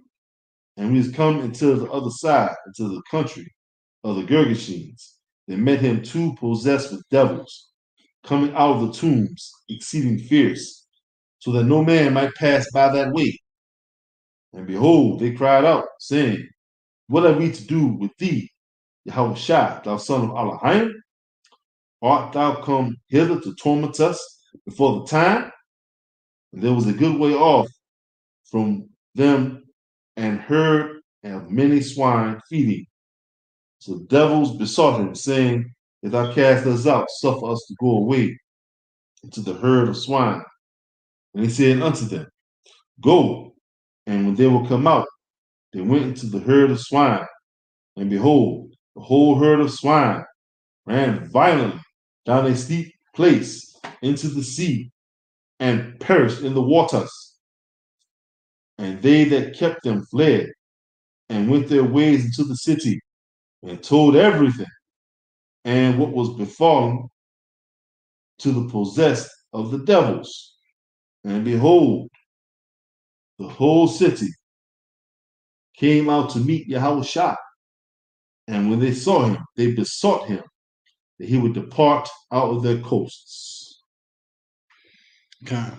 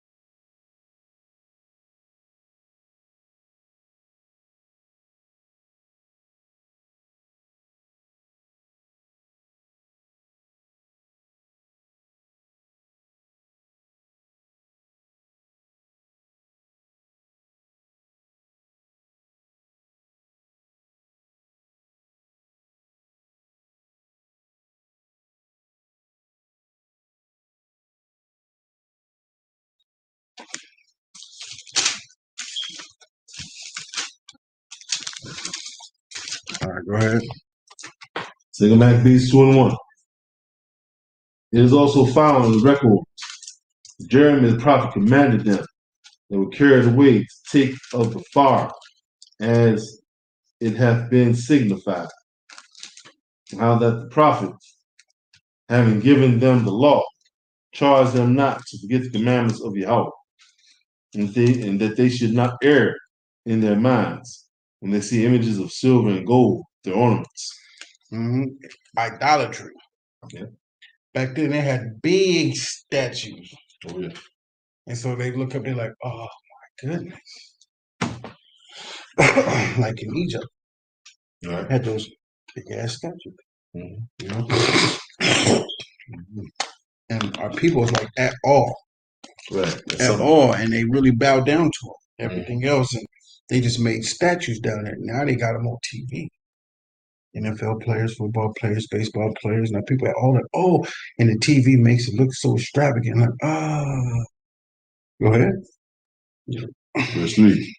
And with other such speeches exhorted he them that the law should not depart from their hearts. Mm-hmm. It was also contained in the same writing that the prophet, being warned of Elohim, commanded the tabernacle and the ark to go with him as he went forth to the mountain where Moses climbed up and saw the heritage of Elohim. And when Jeremy came thither, he found an hollow cave wherein he laid the tabernacle and the ark and the altar of incense, and so stopped the door. And some of those that followed him came to mark the way. They could not find it, which when Jeremy perceived, he blamed them, saying, as for that place, it shall be unknown till the time that Elohim gather his people again together and receive them unto mercy. Mm-hmm. Then shall Yahweh show them these things. The glory of Yahweh shall appear in the cloud also, as it was showed unto Moses, and as when Solomon desired that the place might be honorably sanctified. Right. It was also declared, he, being wise, offered the sacrifice of dedication and of the finishing of the temple. And as when Moses prayed unto Yahweh, fire came down from heaven and consumed the sacrifices. Even so prayed Solomon also. The fire came down from heaven and consumed burnt offerings. And Moses said, because the sin offering was not to be eaten, it was consumed. Solomon kept those 8 days. Same things also reported in the writings and commentaries of Nehemiah, and how he, founding a library, gathered together the acts of the kings and the prophets of Dawid and the epistles of the kings concerning the holy gifts.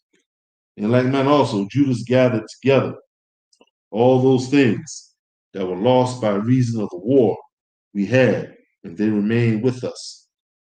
Wherefore, if ye have need thereof, and send some to fetch them unto you, whereas we then are about to celebrate the purification, we have written unto you, and ye shall do well, if ye keep the same days. Okay. We hope also that Elohim, that delivered all his people and gave them all inheritance and the kingdom and the priesthood and the sanctuary, as he promised in the law, will surely have mercy upon us and gather us together out of every land under heaven into the holy place, where he hath delivered us out of great troubles, has delivered us out of great troubles, and have purified the place. Right. Now, as concerning Judas Maccabees and his brethren, purification of the great temple and the dedication of the altar. Right. Because the first time it was purified, Moses purified us. Right. For the sanctification. Go ahead. And the wars against Antiochus Epiphanes and Eupator, the son, and the manifest signs that came from heaven, unto those that behave themselves manfully to their honor for the Most High, so that being put a few, they overcame the whole country and chased barbarous multitudes. And hold on real quick. Hold on. Come.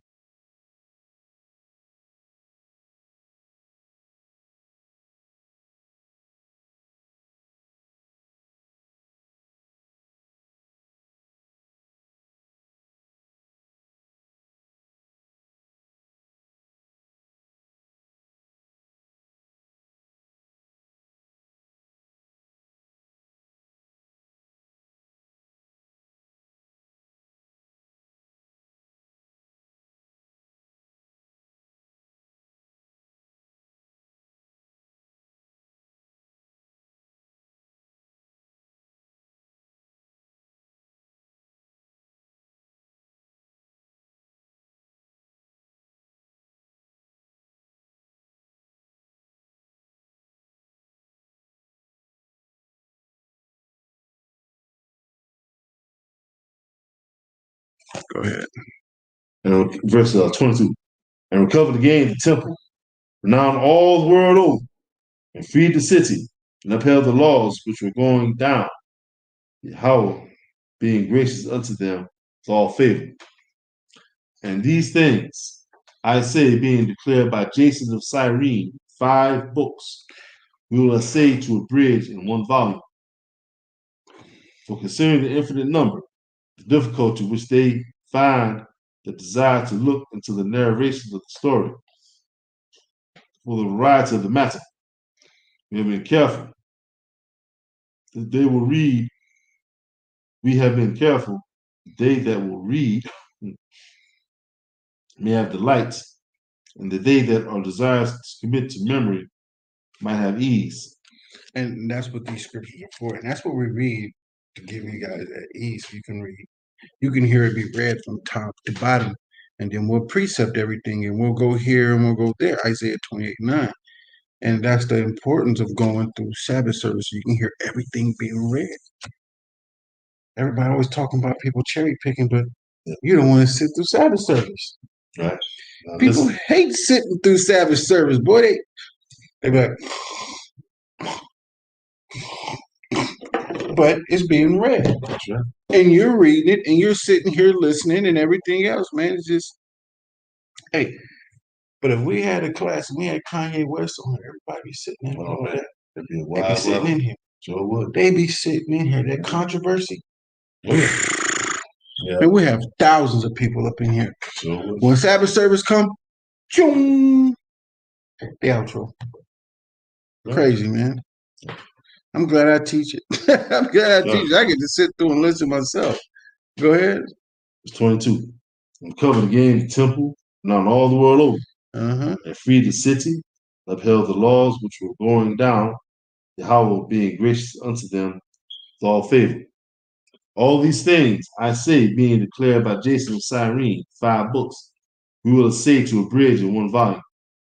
But considering the infinite number, the difficulty which they find that desire to look to the narration of the story for the variety of the matter, we have been careful that they will read, may have delight, and that they that are desirous to commit to memory might have ease, and that all into whose hands it comes might have profit. Therefore, to us that have taken upon us this painful labor of abridging, it was not easy, but a matter of sweat and watching. So he's talking to us. Into whose hands it comes might have profit.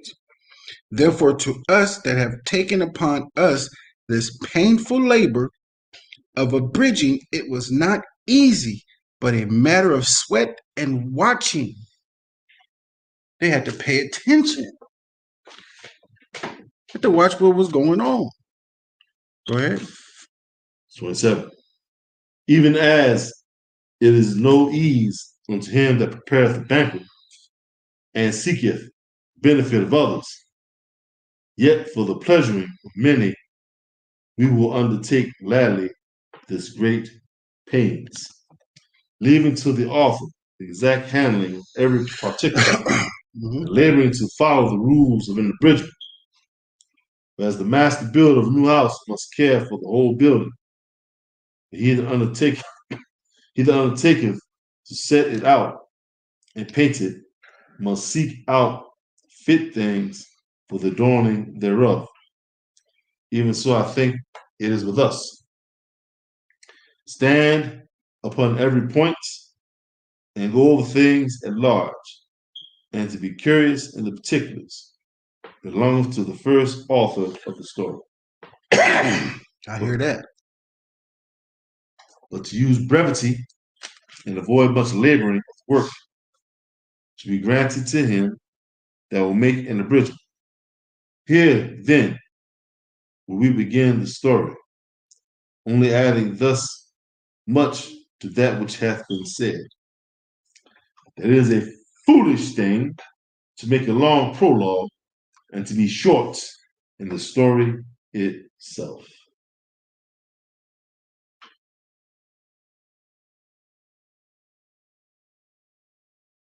I'm gonna have to read that again some other time. Yeah, I like that.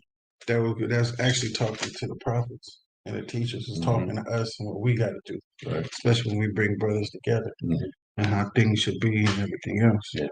That's cool. What's up? Go ahead, read chapter 3. First Maccabees chapter 3, verse 1. Now when the holy city was inhabited with all peace, and the laws were kept very well, because of the godliness of Onias the high priest, and his hatred of wickedness, it came to pass that even the kings themselves did honor the place, and magnify the temple with their best gifts, insomuch that Seleucus, king of Asia, of his own revenues, bear all the coasts of belonging to Seleucus, king of Asia. Start at verse 3, Baba Kasha. insomuch that Seleucus, king of Asia, of his own revenues, bear all the costs belonging to the service of the sacrifices. But one Simon of the tribe of Benjamin, who was made governor of the temple, fell out with the high priest about disorder in the city. Right.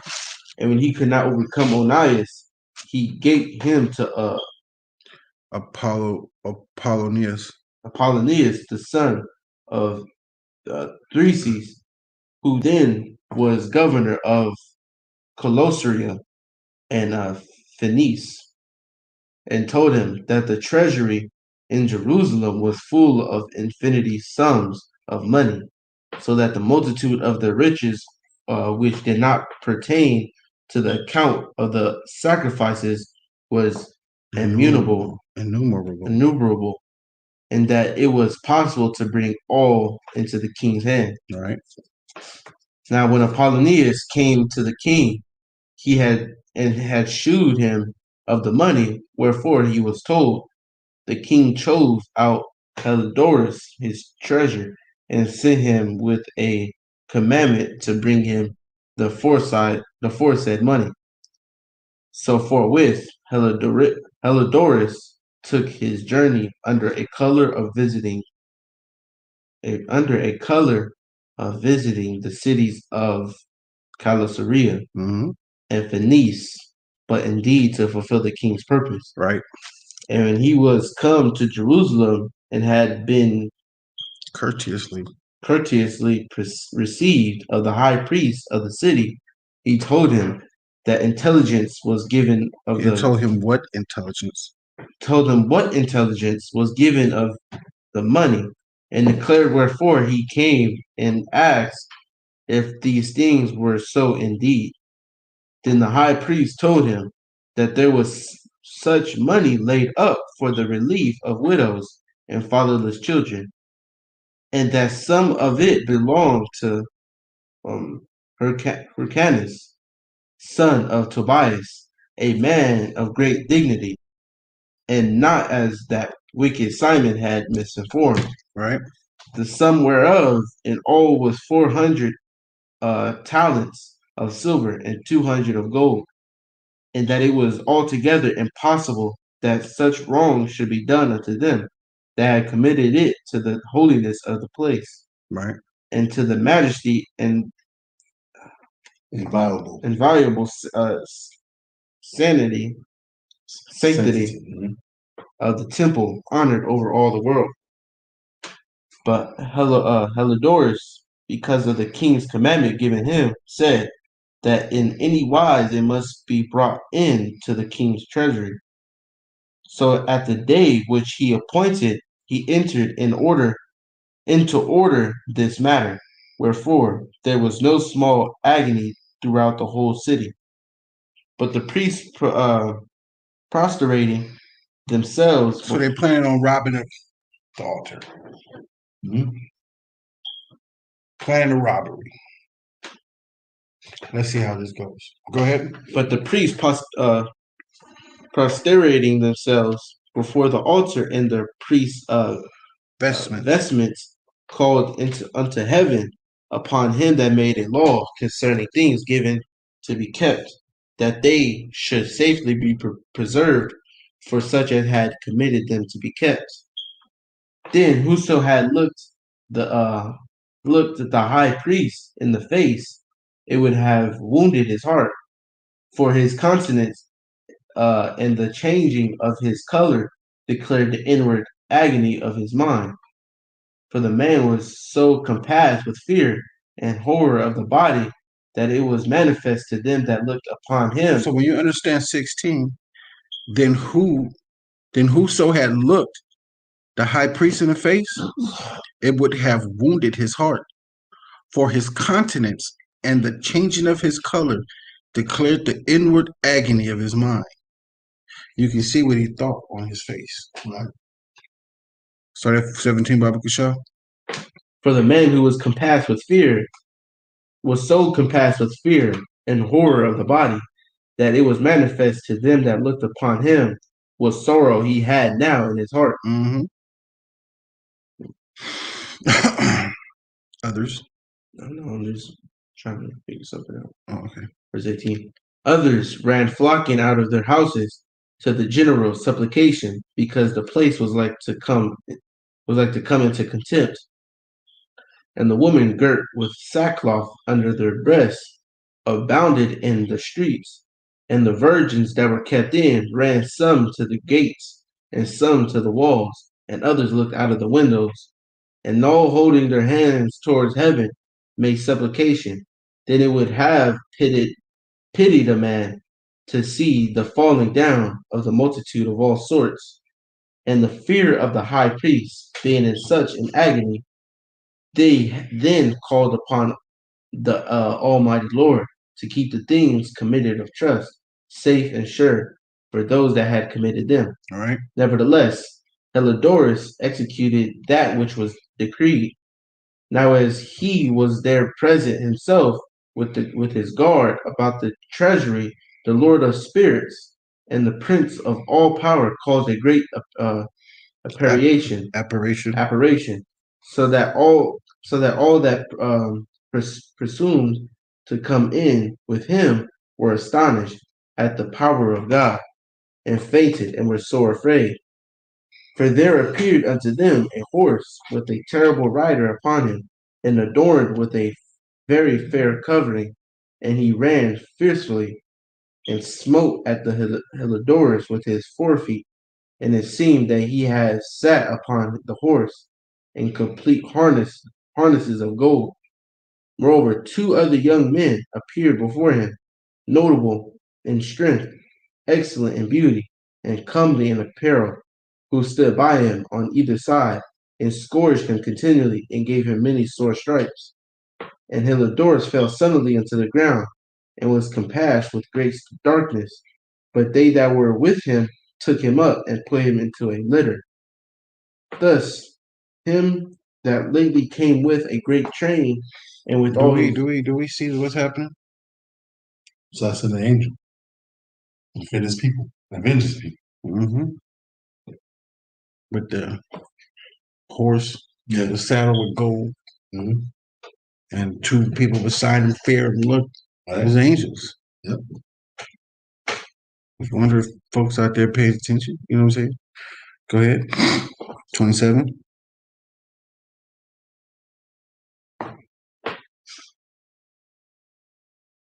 Well, verse 27. Mm-hmm. Verse 27. And Helidorus fell suddenly into the ground. It was compassed with great darkness. But they that were with him took him up and put him into a litter. Thus, him that lately came with a great train, and with all his guard, into the said treasury, they carried out, being unable to help himself with his weapons. And manifestly they acknowledged the power of God. For he by the hand of God was cast down, and lay speechless without all hope of life. But they praised the Lord that had miraculously honored his own place. For the temple which a little afore was full of fear and trouble, when the Almighty Lord appeared, was filled with joy and gladness. Then straightway certain of Helidorus' friends prayed Onias that he would call upon the Most High to grant him his life, who lay ready to give up the ghost. Can I stop right there real quick?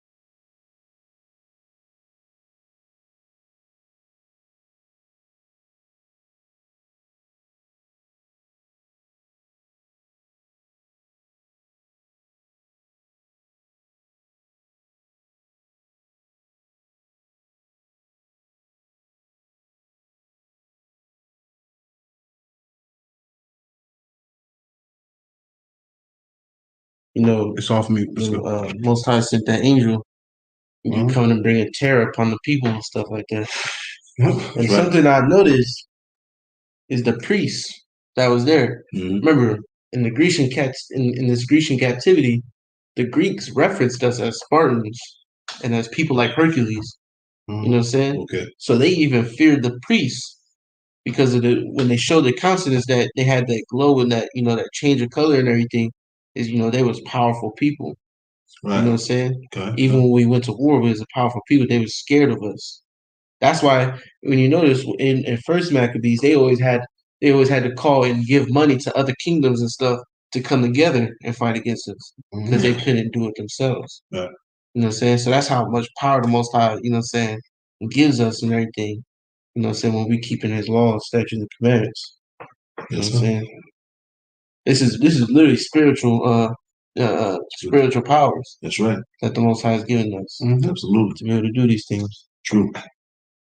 Come on. Let's go.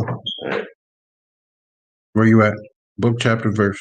Second Maccabees chapter 3 and verse 32. Okay. So the high priest, suspecting lest the king should misconceive, Not less, least. Less. Start 32. So the high priest suspecting least the kingship. L-E-S-T. Yeah, least. Verse 32. Like, at least you can do this. So the high priest, suspecting least the king should misconceive that some treachery had been done to Helidorus by the Jews, offered a sacrifice for the health of the man. Now, as the high priest was making an atonement, the same young men in the same clothing appeared and stood beside Helidorus, saying, "Give Onias, the high priest, great thanks, insomuch as for this sake the Lord hath granted thee life. And seeing that thou hast been scourged from heaven, declare unto all men the mighty power of the Most High." And when they had spoken these words, they appeared no more. So Helidorus, after he had offered sacrifice unto the Lord, and made a great vows unto him that had saved his life, and saluted Onias, returned with his host to the king. Then testified he to all men the works of the great God, which he had seen with his eyes. And when the king asked Helidorus who might be a fit man to be sent yet once again to Jerusalem, he said, if thou hast any enemy or a traitor, send him thither, and thou shalt receive him well scourged. If he escape with his life, for in that place no doubt there is no especial power of God.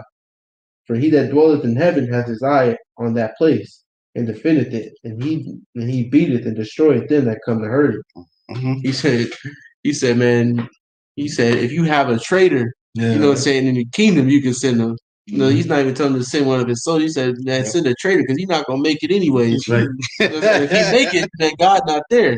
Yeah. You know what I'm saying? The Most High looking down on that place, man. Destroying anybody that try to hurt it. Absolutely. You know what I'm saying? Special He said, place. basically he's saying, man, going there is, basically committing suicide, man. You just Right. Says send your enemy. That's what he He said. said, Send your enemy. there. Wish that upon your enemy. Get him hemmed up. And he like my enemy. Let's see. Our ways pleased the Most High at this time. He defended us greatly. Right. You know what I'm saying? So there's more proof in the pudding. And like scriptures tell us in Proverbs said, when a man's ways please the Most High, even his enemy be at peace with him. Okay. It's crazy, man. I was reading on it. It's like a lot of people don't know. It's like these Greek gods, Hercules and stuff like that. Mm-hmm. They referenced us as those gods, Hercules and stuff. Mm-hmm. Hercules is a Greek word. I have it in my phone, but I think it's a Greek word for like Israelite, Israelite man. So, right. Yeah. Interesting. Didn't know that. Interesting. So, verse 39, he that dwelleth in heaven hath his eye on that place, and defendeth it, and he beateth and destroyeth them that come to hurt it. And the things concerning Helidorus, and he keeping of the treasury, fell out on this sword.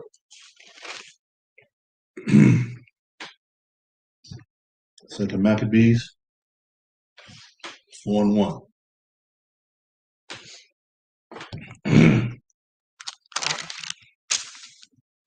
Okay. Mm-hmm. This Simon now, whom we spake afore, having been a bearer money of his country, slandered Onias as if he had terrified Heliodorus, and been the worker of these evils. So now it's the priest that did it. Yeah, right. Now it's the priest that did it. Right. Right. He gets credit. Right. He said, "Hey, you better say that the Most High did this." That's right. That's what he said. Mm-hmm. But now I ain't gonna take that back and be like Helidorus. Helidorus was like Onias. Wow. Let's go. Thus was he bold to call him a traitor that had deserved well of the city and tendered his own nation, and was so zealous of the laws. When their hatred went so far that by one of Simon's faction, murders were committed, Onias, seeing the danger of this contention, and that Apollonius, as being the governor of civil Syria and Phoenicia, did rage and increase Simon's malice, and went to the king, not to be an accuser of his countrymen, but seeking the good of all, both public and private.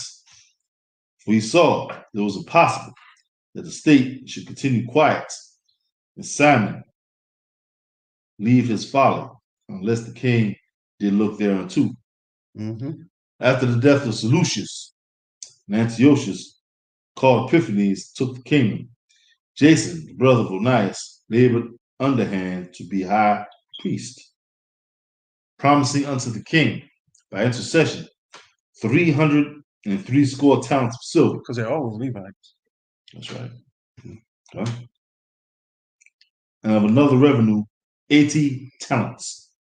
Besides this, he promised to assign 150 more, if he might have license to set him up a place for exercise, for the training up of the youth in the fashions of the heathen, which write them of Jerusalem by the name Antiochians. Mm-hmm. Beside this, he promised to assign 150 more, if he might have license to set him up a place for exercise and for the training up of youth in the fashion of the heathen, and to write them of Jerusalem by the name of Antioch. To create a gym to get ready for war. Yeah, right. Check that after the custom of these Gym means Gentiles. heathens. But who's asking to do this? Antioch, Antiochus, right? In the name of Antioch. Well, they're doing it in the name of Antiochus. That means like Antiochus ordering it, right? So who's Jason? Who's what's going on so far? This is some backbiting, back underhand stuff going on. So Jason, Right. brother of Onias, labored underhand to be the high priest. So he was trying to get the position of the high priest, but he was going to do it in an underhand fashion.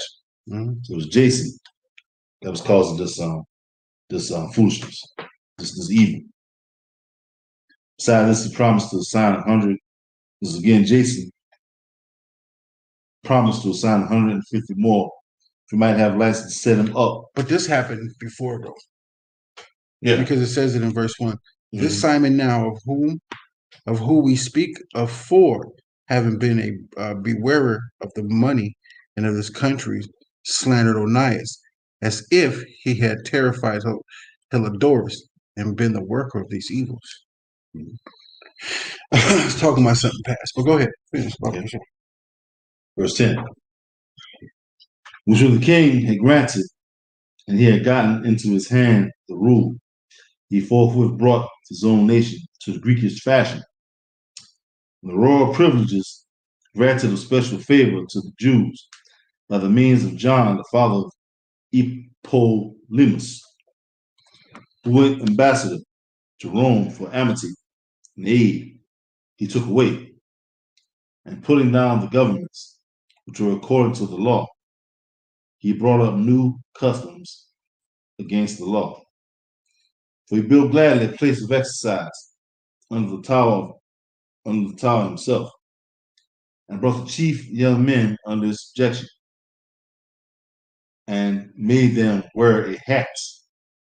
Now such was the height of Greek fashions, and increase of heathenish manners through the exceeding profaneness of Jason, that ungodly wretch, and no high priest, that the priests had no courage to serve any more at the altar, but despising the temple and neglecting the sacrifices, hastened to be partakers of the unlawful allowance in the place of exercise at the name of Discus, called them forth.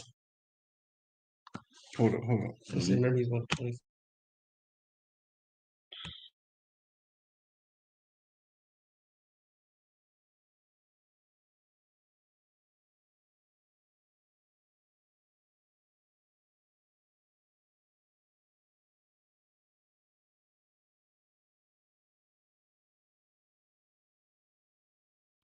Shall I start from the top? Verse 14. Okay. Second Maccabees 4 and 14.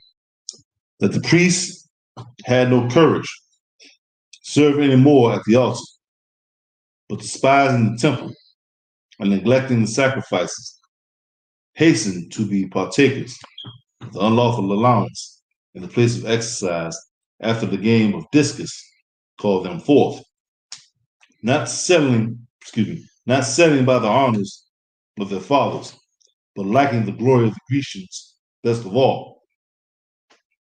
By reason whereof so calamity came upon them, they had them to be their enemies and avengers, whose custom they followed so earnestly, and unto whom they desired to be like in all things.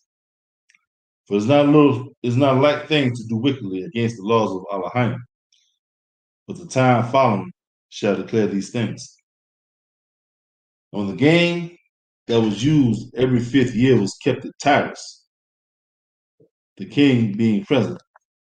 This ungracious Jason sent special messengers from Jerusalem, who were Antiochians, to carry 300 drachmas of silver to the sacrifice of Hercules, which even the bearers thereof thought fit not to bestow upon the sacrifice, because it was not convenient. and to be reserved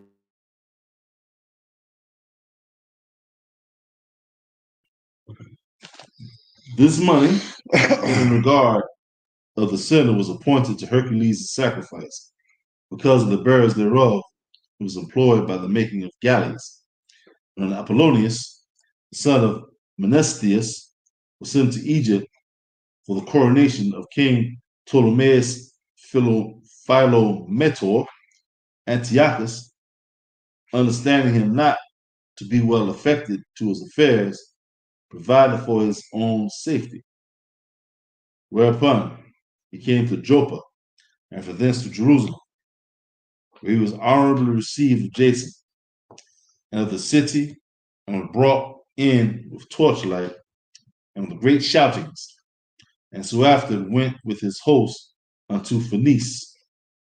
3 years afterward, Jason sent Menelaus, the aforementioned Simon's brother, to bear the money unto the king, and to put him in mind of certain necessary matters. He being brought to the presence of the king, they magnified him for the glorious appearance of his power, got the priesthood to himself, offering more than Jason by 300 talents of silver. So he came with the king's mandate, bringing nothing worthy the high priesthood, having the fury of a cruel tyrant and the rage of a savage beast.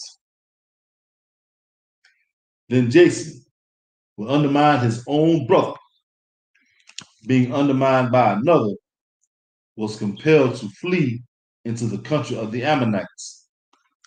So Menelaus got the principality, but as for the money that he had promised unto the king, he took no good order for it, albeit Sostratus, ruler of the castle, required it. But unto him appertained the gathering of the customs, wherefore they were both called before the king. Now Menelaus left his brother Lysimachus in his stead in the priesthood, and Sostratus left Crates, who was governor of the Cyprians. While those things were in doing, they of Tarsus and Malos made insurrection, because they were given to the king's concubine called Antiochus. Then came the king in all haste to appease matters, leaving Andronicus a man in authority for his deputy. Now Menelaus, supposing that he had gotten a convenient time, stole certain vessels of gold out of the temple and gave some of them to Andronicus, and some he sold into Tyrus and the cities round about, which Onias knew of a surety. He reproved him, and withdrew himself into a sanctuary at Daphne that lieth by Antiochia. Wherefore Menelaus, taking Andronicus apart, prayed him to get Onias into his hands, who being persuaded thereunto, and coming to Onias in deceit, gave him his right hand with oaths, and though he were suspected by him, yet persuaded he him to come forth of the sanctuary, whom forthwith he shut up without regard of justice. For the which came not only the Jews, but many also of other nations. Yours got came. See? For which cause not only the Jews, he said for which came. For which cause, my Okay, fault, okay. my fault. For the which cause, I beg your pardon, cause not only the Jews. 35. Yeah, 35. So Maccabees 4:35. For the which cause not only the Jews, but many also of other nations, took great indignation, and were much grieved for the unjust murder of the man. And the king was come again from the places about Cilicia, Jews that were in the city in searching of the Greeks, that abhorred the fact, also complained because Elias was slain without cause. Therefore, Antiochus was heartily sorry and moved to pity and wept because of the sober and modest behavior of him that was dead.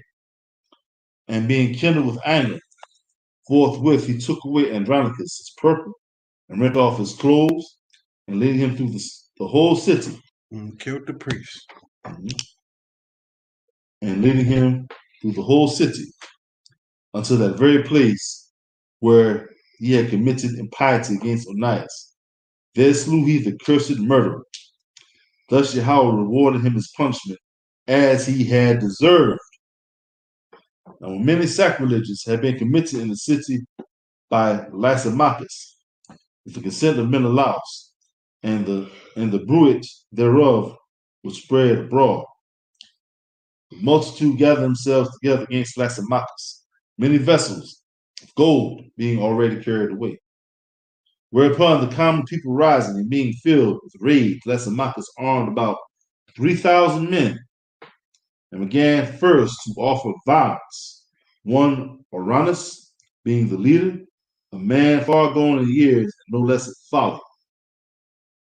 They then, seeing the attempt of Lysimachus, one of them caught stones, some clubs, others taking handfuls of dust that was next at hand, cast them all together upon Lysimachus and those that set upon them. Thus many of them they wounded, and some they struck to the ground, and all of them they forced to flee. And as for the church robber himself, him they killed beside the treasury. Of these matters, therefore, there was an accusation laid against Menelaus. Now when the king came to Tyrus, 3 men that were sent from the Senate pleaded the cause before him. Menelaus, being now convicted, promised Ptolemy, the son of Dorymenes, to give him much money if he would pacify the king toward him. Whereupon Ptolemy, taking the king aside to a certain gallery, as it were to take the air, brought him to be of another mind, insomuch that he discharged Menelaus from the accusations, who notwithstanding was cause of all the mischief. And those poor men who, if they had told their cause, yea, before the Scythians, should have been judged innocent, them he condemned to death. Thus they that followed the matter for the city, for the people, and for the holy vessels, did soon suffer unjust punishment. Wherefore even they of Tyrus, moved with hatred of that wicked deed, caused them to be honorably buried. And so through covetousness of them that were of power, Menelaus remained still in the authority, increasing in malice and being a great traitor to the citizens. Okay. So the gold horsemen were angels. Right. You know, it's great stories, y'all. Great stories. Yes, y'all. And I pray that y'all read along. I pray that you read along and take notes. You listen. Precepts in here. A lot of precepts to prove to people and everything else. And I pray you enjoy these Sabbath teachings and these readings and the precepts that we bring out and we show you guys and we read over things very clearly and easy to be understood. And with that, Shabbat Shalom. Shalom.